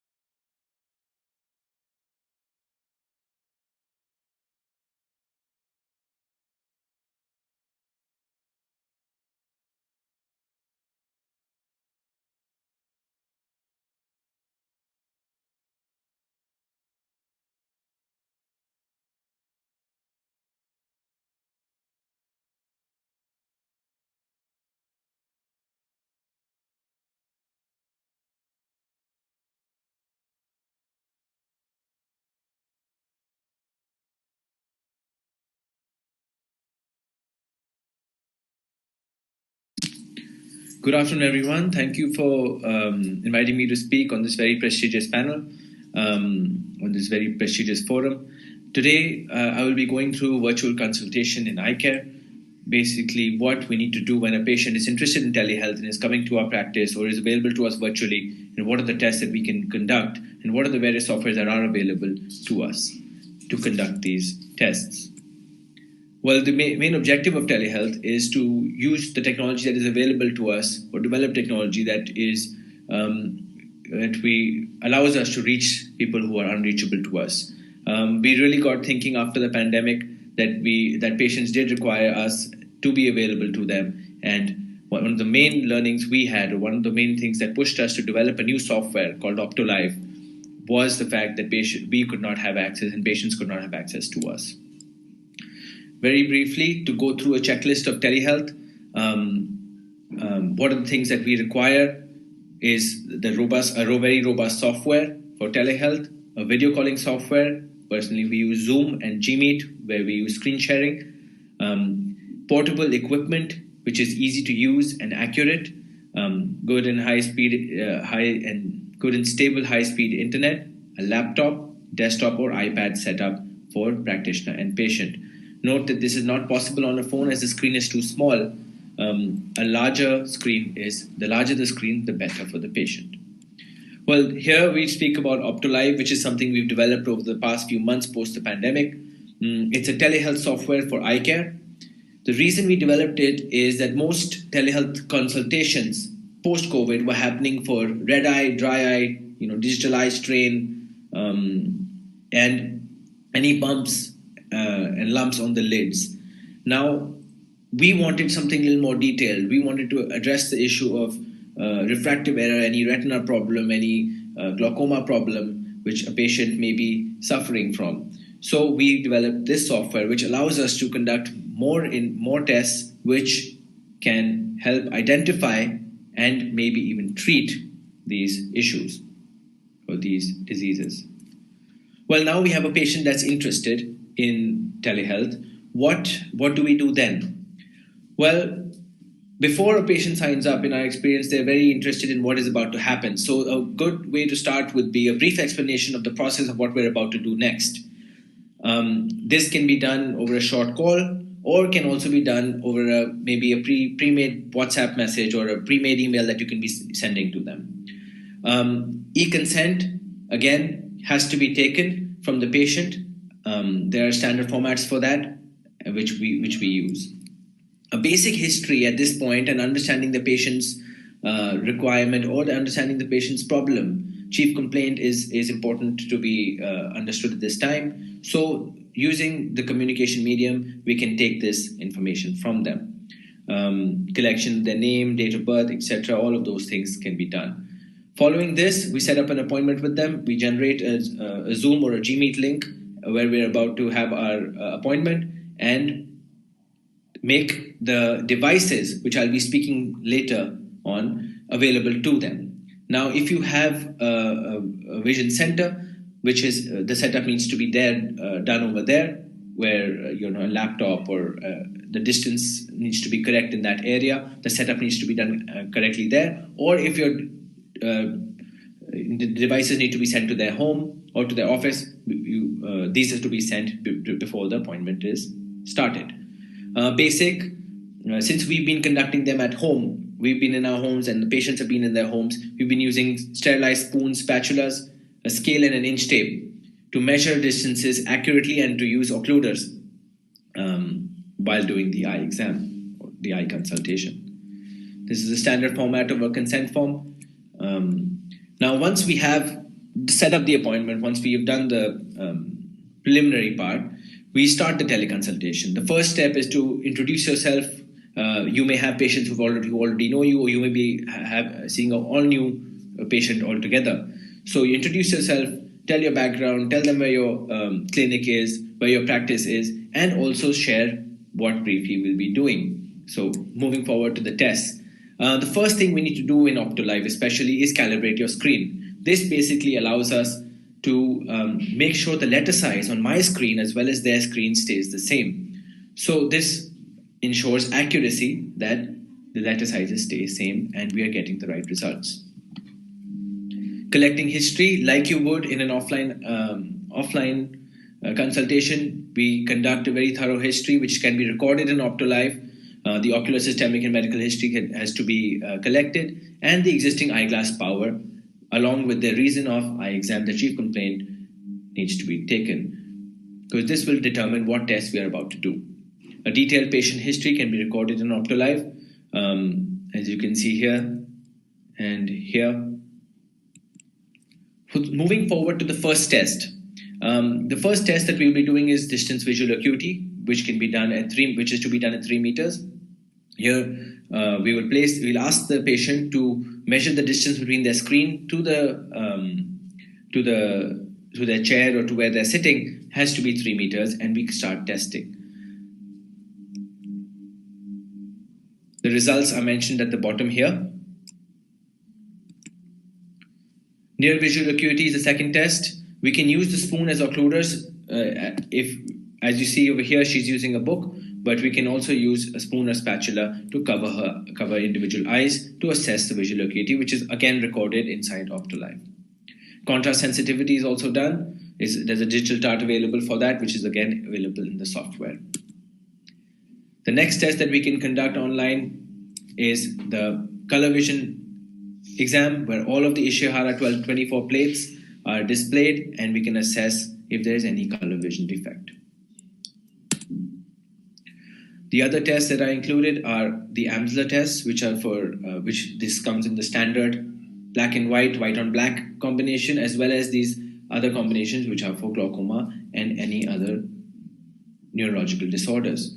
The screen, it becomes a full screen like this. So when the patient is looking, we ask them to occlude as a normal Amsler is done and focus on the point. Any defect is again recorded in the software. The next test which we can conduct is a red desaturation test. Over here, we can assess all 4 quadrants of the retina. We can also increase the intensity on each quadrant to see and to record how much intensity needs to be increased in which quadrant, so that we can assess that which area of the retina may be compromised. Another test which we can do, this doesn't require OptoLive, which can be done over just a standard video calling platform, is convergence. We ask the patient, or we ask the child or the adult to place the pencil between the camera and themselves and bring it closer while we look at the eyes. And we can also, once the patient says that maybe over here the pencil or pen is appearing double, we ask them to place as many fingers as they can between the pencil and the pen and the nose, and we use this as a measure while keeping it on a scale. So we place these 4 fingers on the ruler and we assess how far the distance was from the nose. Here we can see convergence and NPC being done for a patient. Another test that can be done is the cover-uncover test and the alternating cover test. We usually suggest someone else in the house helps with this, but patient can also do it themselves, and we can look for any phorias and tropias. We ask the patient to focus on the camera, and then for this is for near, and also focus on the ball, which is about 10 feet away, to see if any phoria or tropia is present. So a detailed binocular function evaluation, for that we're using Binox as a software, which is available through OptoLive, through a link through OptoLive, where we can evaluate in detail any binocular vision dysfunction. We have also developed a clip, which is something like this, which clips onto your phone like that and increases the magnification of any smartphone. This was actually an inspiration from one of the devices that we ordered from abroad, which was very, very expensive. Now we are developing these devices indigenously in India, so that they can be made available for a lower cost for these virtual examinations. It increases the magnification of any smartphone and we are able to get magnified images like this one, where we've seen a patient's we detected cataract in a patient, and we're able to refer or direct him for surgery.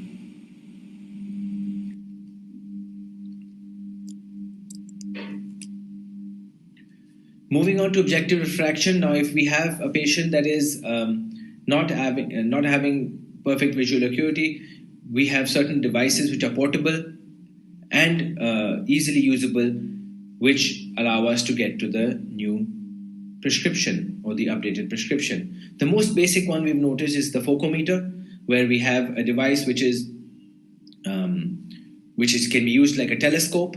In our experience, this has been the easiest and the quickest to use, which gives us a good idea of the patient's spherical component of prescription. The next step would be the only downside of the phocometer is that you can easily overcorrect. So you can use the duochrome charts available inside our software, which allows us to refine the spherical component, and I will speak about the cylindrical component after this. The IQ Vision Check is also a self-refracting device which is available and is accurate for cross-checking, and the S-Law Click Check is a newer one which we hope to introduce or use in the future. Now that we've got our objective prescription, what to do with the subjective refraction? Using the same charts that I showed to you earlier, we have come up with refractive paddles. So you see these two paddles over here, the red and the black. One is a plus paddle and one is a minus paddle, which has different spherical prescriptions and cylindrical prescriptions in place, which allows us to ascertain the new prescription which is required by the patient. This is again developed indigenously by us here. So the power range can be changed, can be extended as per the requirement of the patient, and many different paddles can be created. As of now, we have them from plus or minus up to plus or minus 6. So using these paddles, we can come to the new prescription. In case, like I said, of a cylindrical prescription, we can use the astigmatic fan as well as cross-check from the either the IQ Vision Check to understand what the axis is. So using the astigmatic fan and the objective refraction, we can understand what kind of cylindrical prescription the patient may require. Coming to duochrome, the duochrome gives us an idea of overcorrection or undercorrection. So if we're using the phocometer, there's a high chance for overcorrection. So we use the duochrome to reduce the prescription or increase the prescription as it may be. Dry eye evaluation with fluorescein staining. This is something which we found very interesting, is that we can convert any phone, any device or the torch of the phone into UV light, which can help with seeing fluorescein stains. So if fluorescein has been administered to the patient in a vision center, using your phone or using your laptop screen, you bring this blue colored screen in front of the eye, and we'll be able to see the fluorescein staining and evaluate it. This, coupled with the eye clip, is very effective. Another way to diagnose dry eye is using infrared thermal imaging cameras, which measure the tear evaporation on the and the surface temperature of the eye and the tear film. We also have certain flow charts which are available inside the software for red eye neuro-ophthalmology, which help us get to our diagnosis quicker. Retina imaging. Now, this is something which is asynchronous, which basically means that we cannot be live and we cannot see the results live, but can be done using a portable retina scanner and portable retina imaging, and an optometrist being sent to either your vision center, where multiple patients can be aligned, or to a patient's home to get images. For a glaucoma evaluation, we have been using MRF visual field software. Again, this can be done live, But in our experience, internet connectivity is very important in this since the stimulus is very small.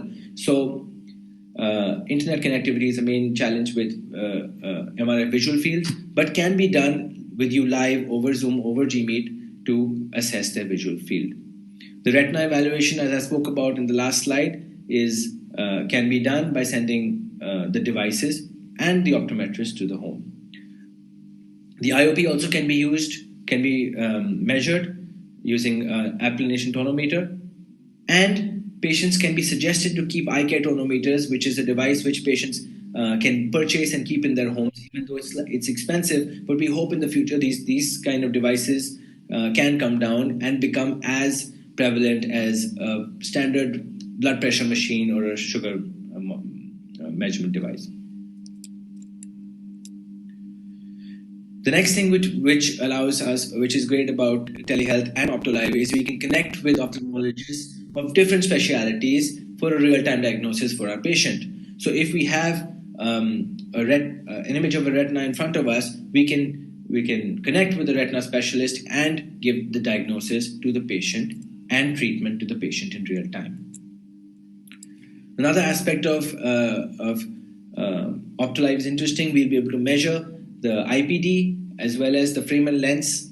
All Fresnel lens measurements can be done from ED to lens diameter, and you see in these images that we have taken measurements and fits many spectacles using just the software.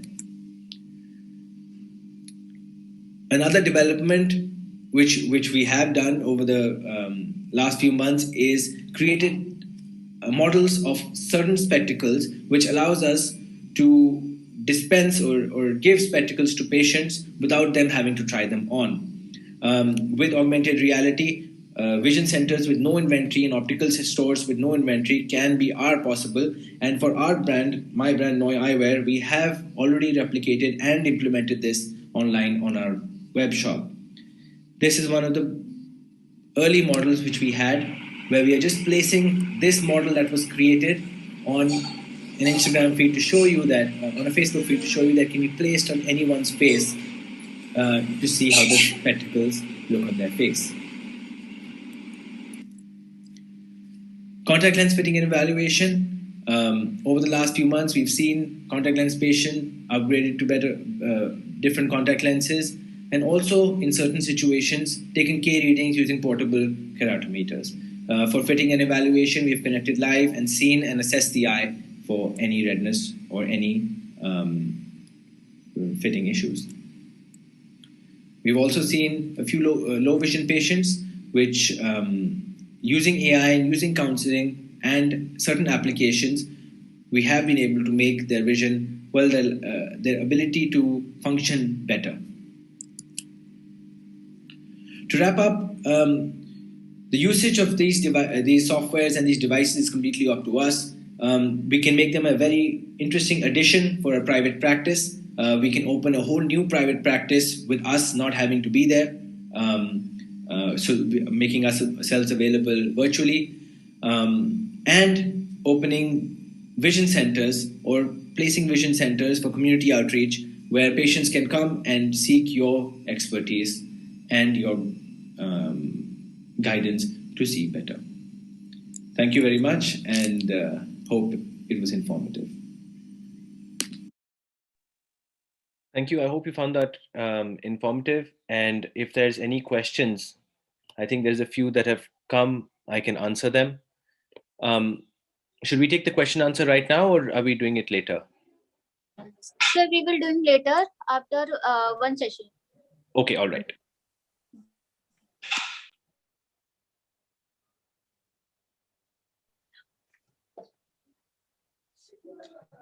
Thank you, sir, for your wonderful presentation. Now I would like to call Dr. Suraj Senjam. He is an additional professor working currently in Community Ophthalmology, Dr. RP Center. He has a master's degree in public health for eye care from London School of Hygiene and Tropical Medicine. He has written a handbook on assistive technology for students with visual impairment, developed many training manuals for vision rehabilitation and training. He is one of the key investigators for National Blindness Survey in 30 districts of India and National Trachoma Survey. Hand over to you, sir. Hello, everyone. Hello, sir. Thank you for having me in this optometrist conference 2021. I will not take much time because my laptop battery is, almost, exhausted. So because since morning I have been working in my laptop and recording some important WHO, educational, audiovisual talk. So my talk will be on epidemiological survey in eye health, which is very, very important when you want to do a survey, and what sort of survey should be planned, and why we need to do survey in as far as community eye health service is concerned. Thank you for a nice introduction. To begin with, so when you say community eye health and community eye care services, these two entities quite different. Some of you might have confused now what is community eye health, what is community eye care service. So this community eye health is much broader. Okay, so people think that eye camp or organizing a school vision screening program, this is a community eye health. This is not. The community eye health is a much broader when you talk, in terms of, services, in terms of resource and other things. Everything is included in community eye health. So this eye care service is a small part of the community eye health. Under this community eye health, so this epidemiological studies, survey, is a very, very important area that most of the time we focus. At the same time, the Ministry of Health and the state health programs, program managers and state program officers, they give a lot of priority to collect data from the community because they have to plan. Okay, they have to plan a new healthcare eye care delivery system based on the results. So now coming to the epidemiological survey, there are two different types of epidemiological survey. That is, we call it a descriptive and analytical. This cross-section survey is the most commonly used in community eye health. So that is the topic that I'm going to share to you all. What is a cross-section study? It is like some experts say, it's like looking at a snap. You just look at the photographs. Okay, so you just have a quick skim and a quick glance on the photographs. Then you come to know that there are so many information in that photographs. Okay, like color, how many people are there, and what is that in that photographs. It's the same way the cross-section study is. You just look the entire community in a defined period of time. Okay, so to identify those eye health problems, magnitudes, cause of blindness and visual impairment. Okay, so once you have the data, and then you have to prioritize.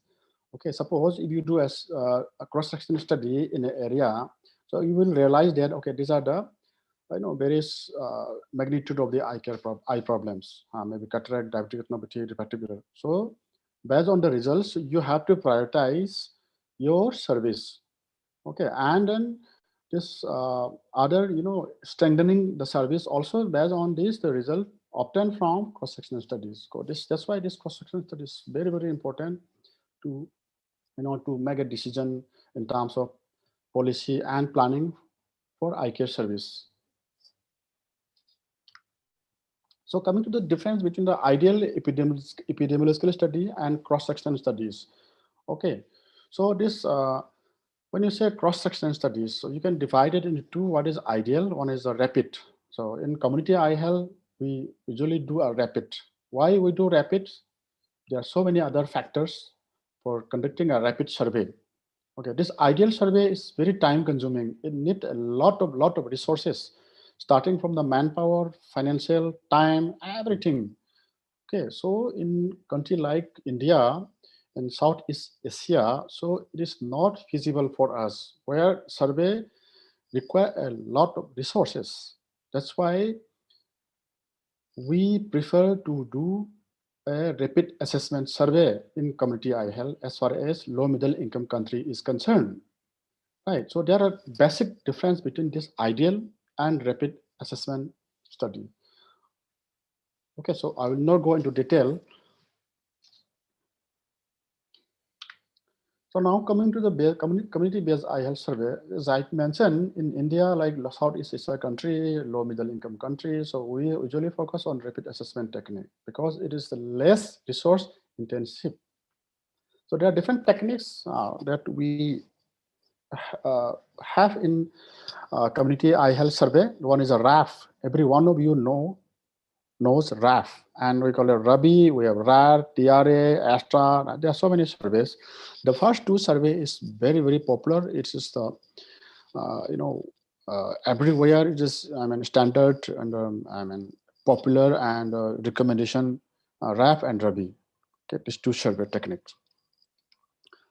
What is strength of rapid assessment? As I said, rapid assessment we usually prefer because there are certain strength when you talk about rapid assessment technique. So that it can generate data very quickly. Why quickly? Because the detailed ophthalmic examination is not involved to do a rapid assessment, because you cannot dilate a patient in the community, wait for 30 minutes, 40 minutes, and do a detailed examination. You cannot do that. That's why you can quickly generate the data which you need. Okay, and very quickly you can identify the magnitude of the problem, cause of eye problems. Based on that, you can rank. If you do different survey, different cross-section rapid survey in different districts, then you can rank based on the prevalence of the disease. And at the same time, the prioritization of the service, as I mentioned earlier. Okay, these are some of the rank strength of rapid assessment technique. Of course, this is very important for policy preparation, planning, and decision making. So the three important things you have to keep in your mind when you want to do a rapid assessment cross-section study. That is, one is a sample size, second one is design effect, the third is sampling methodology. These three important key parameters you should keep in your mind. First, sample size estimation. We do have a ready-made formula. It is available, freely online. Someone can use it, some software to estimate the sample size. Then, to estimate the sample size, you need certain parameters. I'm not going to in detail. These are some of the certain parameters. N is the sample size, the 3.8 PQ divided by D2. Okay, these are the parameters you need to have before you estimate your sample size. So once you have these parameters, you can easily, enter in the software package available online, then you can estimate the sample size very easily. It's not difficult. Now coming to the design effect, which is very, very important for community-based eye health survey. Because in community-based eye health survey, we don't do a random sampling. Because random sampling, it is very, very resource. It needs a lot of resource. Why we need a lot of resource? Because the participant, the individual, if you select randomly, okay, so the participant, you might need to go here and there. Okay, you don't know from where you'll select the participant. Okay, so that's why you have to reach to the individual house, you collect, and the second individual, you might need to go to another few kilometers in random sampling. That's why it is not feasible for us. Okay, so that's why we usually do a cluster sampling. What is cluster then? Cluster is a group of is a community, is a group of people which has a similar characteristics. Right. So cluster is it's a homogeneous. So if you go in a community, so you just identify, you just find out, okay, in terms of their socioeconomic status, your religion, food habit, so quite homogeneous. Okay, their characteristics is quite homogeneous, quite similar to each other. Okay, that's why once you collect data from this cluster, okay, so the results may not be that much of robust like you get from random sampling technique. That's why, so to compensate that effect, the loss of effectiveness due to cluster. So we have to multiply with one factor, which is called design effect. The design of the sampling, it's a cluster sampling. In the cluster, you select individual, so you'll find a similar, characteristic in terms of socioeconomic, as I told you, our habit, culture, everything. Okay, so for that to get the robust data, so you have to increase the sample size. So that is for that we have to multiply with one factor. We call it design effect. So in the sample size estimations, you have to multiply the design effect. Okay. Now to the sampling methodology. Okay, so this is another very important, because going to community, you have to choose households. The idea is how to select the household, a particular household, once you decide to do a survey, community survey, because community survey involve door-to-door survey. The first household, how will you select? There has to be a scientific. You just cannot, by chance cannot select. So it has to be scientifically technique to select the first household. Okay, so before selecting households, to select a cluster, you can do a multi-stage cluster random. Okay, multi-stage. Once you select the district, and then after that sub-district and block and the ward, the one ward can be considered one cluster. Okay, so quickly we'll go through it. So random walk technique is very simple. Once you select the cluster, the team should go inside the center of the cluster. Okay, and then you just once you go inside, okay, towards the center of the selected cluster, you just spin a bottle, a empty bottle. Okay, just you are in the middle of the selected cluster, and you just spin it. Okay, just once you spin it, and after some time, bottle will stop on its spin. Okay, and then what you'll do here, the mouth of the bottle. Okay, you identify the households which align with the mouth of the bottles. Okay, you said alignment. Okay, you can choose the first household. Okay, to start this technique. It's very simple. It's not a very difficult. Okay, so then the next, once you select the first household, then next household, the closest to it, you can select, and then you keep going like that. And second one is compact segment sampling. It's very simple. Once you select the cluster, and then you divide the cluster into multiple segments with equal population size. Okay, suppose in one cluster, one ward you divided into 3 segments, which has equal population size.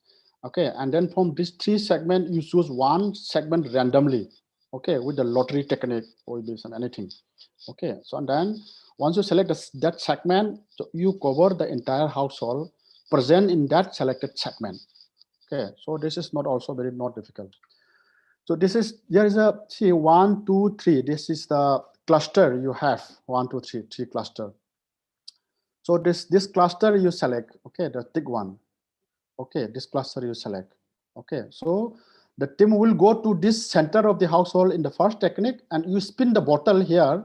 The mouth of the bottle will make direct this way, that way, this way, that way. Okay, so accordingly you select the first household. Okay, the first technique. The second technique, this entire cluster will be divided into different segments based on your requirement. Okay, so maybe 2 segments, maybe 3 segments. Okay, so this, and then once you divide it, and then you select one segment randomly. Okay, and then cover entire household present in that selected segment. Very simple. The planning for rapid assessment is very important. Okay, so you have to do a lot of planning before you do a rapid assessment survey. Okay, so choosing the right methods, we have the different techniques, RAB, RABI, as I mentioned earlier. Okay, so as a case study, briefly, let me explain briefly about RAF, Rapid Assessment of Avoidable Blindness. So the first developed in ICS, International Center for Eye Health, London School of Hygiene and Tropical Medicine. So RAB is conducted among the age group, ages 50 years and above. Okay, not below that. That's why we confine the study population ages above 50 years. Okay, that's why it's a rapid. We don't do detailed examination in the RAF. Okay, so this RAF use the compact segment technique, right? So RAF is not a case finding exercise. Okay, so there are there are beauty of the RAF. Okay, of course, there are disadvantages as well. So I'm not going to detail RAF. And this is the study area that we conducted in India. Okay, these are the selected districts. Okay, that we conducted. The 30 district we select. Okay. So these are the study population, as I mentioned, is 50 years and above. Okay, residing in households. You have to have criteria, inclusion criteria and exclusion criteria.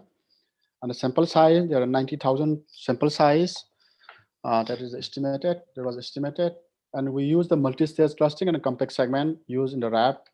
And these are some of the tools that we use in the RAP service. I mentioned we don't use high-end tool. The simple tool because it's a rapid. You cannot do indirect in the community. So there are some of the different tools. And this is you have to develop a proper manual. Before you do a survey, you have to have a proper guideline. Okay, this is very, very important. Remember. And training of the staff, because you need multiple staffs. That's why you need to have a proper training, and any other variation you have to identify. Okay, we call it inter-observer variation. Survey planning, as I mentioned, you budget, logistic, stationary, and transportation, conducting coordination with the local person, local stakeholder. These are the survey team. This is the planning of the survey.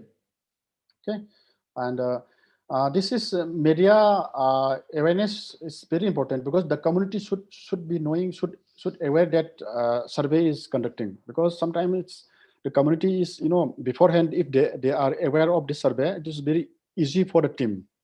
Okay, otherwise it's sometimes difficult. And this is the enumeration is very important.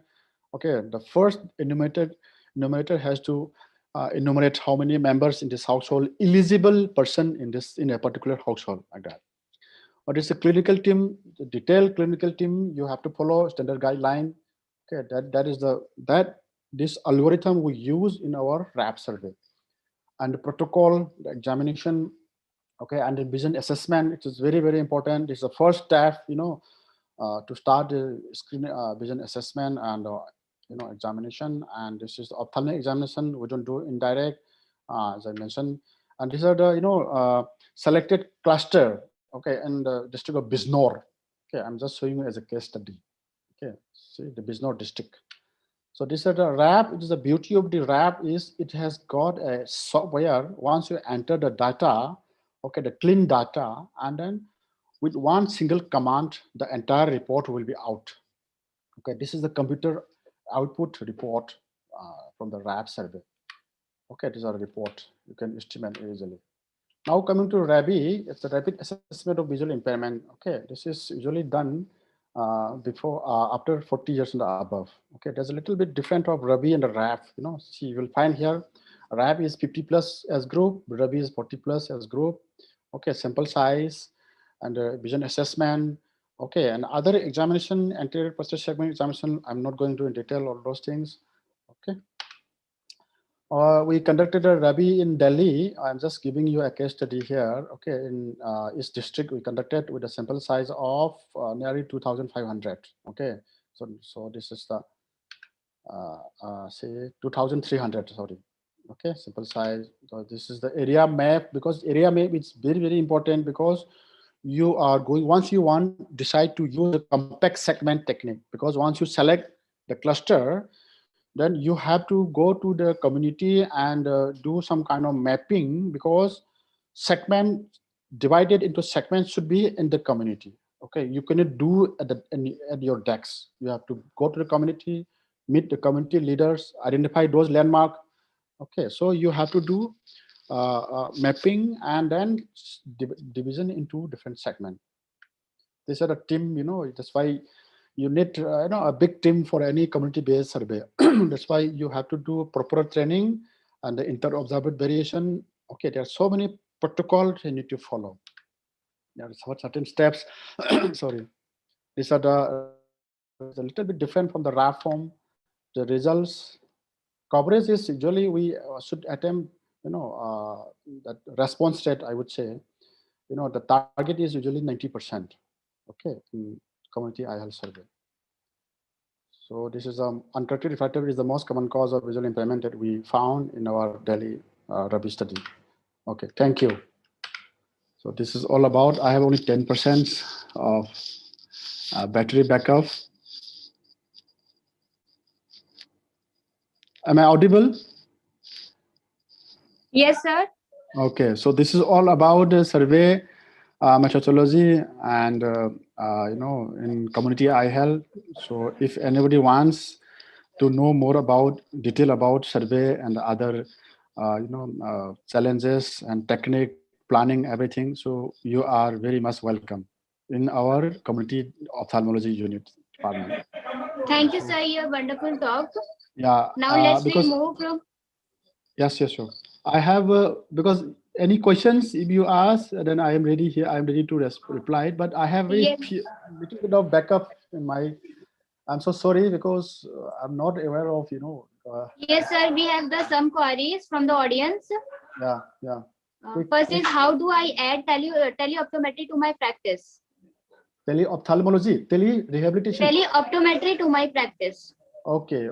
That's very, nowadays the technology is so advanced. It's a very right question. Nowadays the technology is so advanced. So earlier when you say teleoptometry, you have a certain equipment. Okay.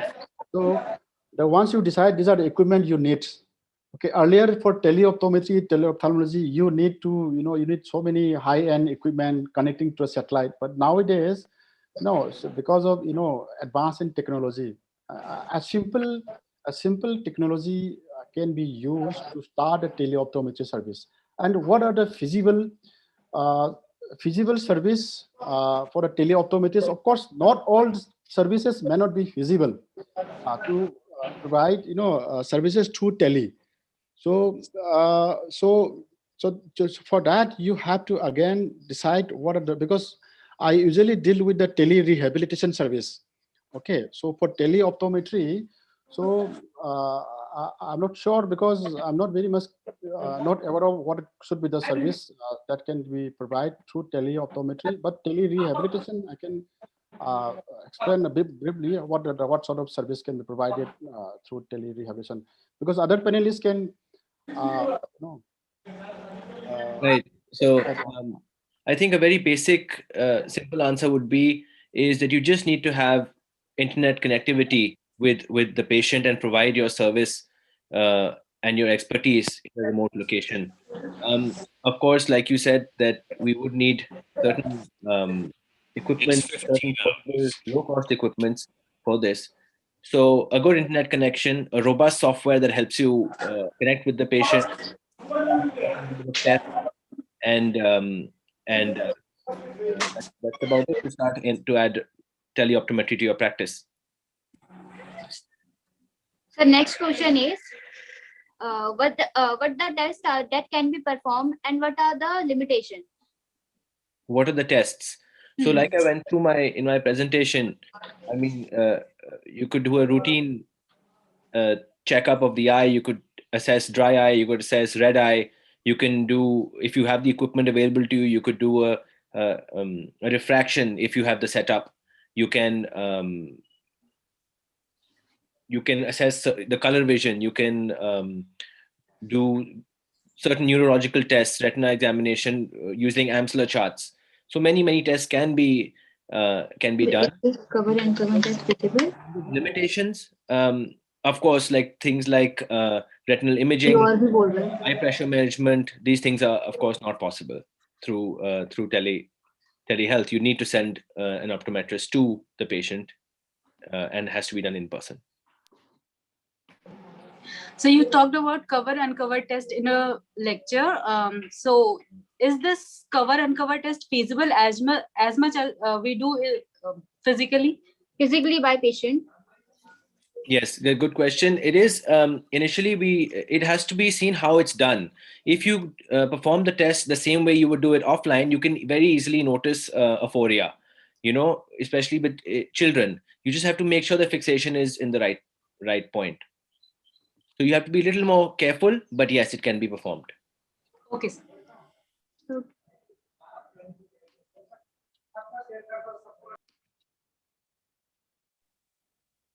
Any other questions? Yes, sir. How to treat or diagnose the uncooperative and illiterate people who are not aware with the technologies and all? Yes, especially we notice in older patients or people who are not so technologically savvy or people who have difficulty reading. You have to, I mean, either ask a younger person in the house if they're available. You can ask for their help because usually they're much more tech savvy. In terms of illiterate, you have certain charts which you can display. You can use the illiterate E or the Landolt C, and those can be used for. But what the main thing with vision is, you have to make sure the distance and the calibration is done right. So if it's a 3-meter chart, you have to make sure that the patient is measuring 3 meters from your device up to the eye. That has to be maintained. Sorry for interruption. I need to leave because my battery backup is only 2% now, 3%.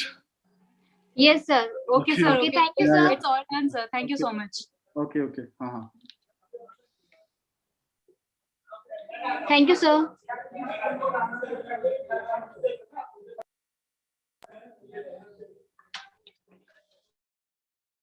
Any other Sir, questions? it's all of done. No, Okay. sir. Okay, thank All you very for inviting me to speak. Yes, Thank sir. you, Okay, sir. thank you, sir.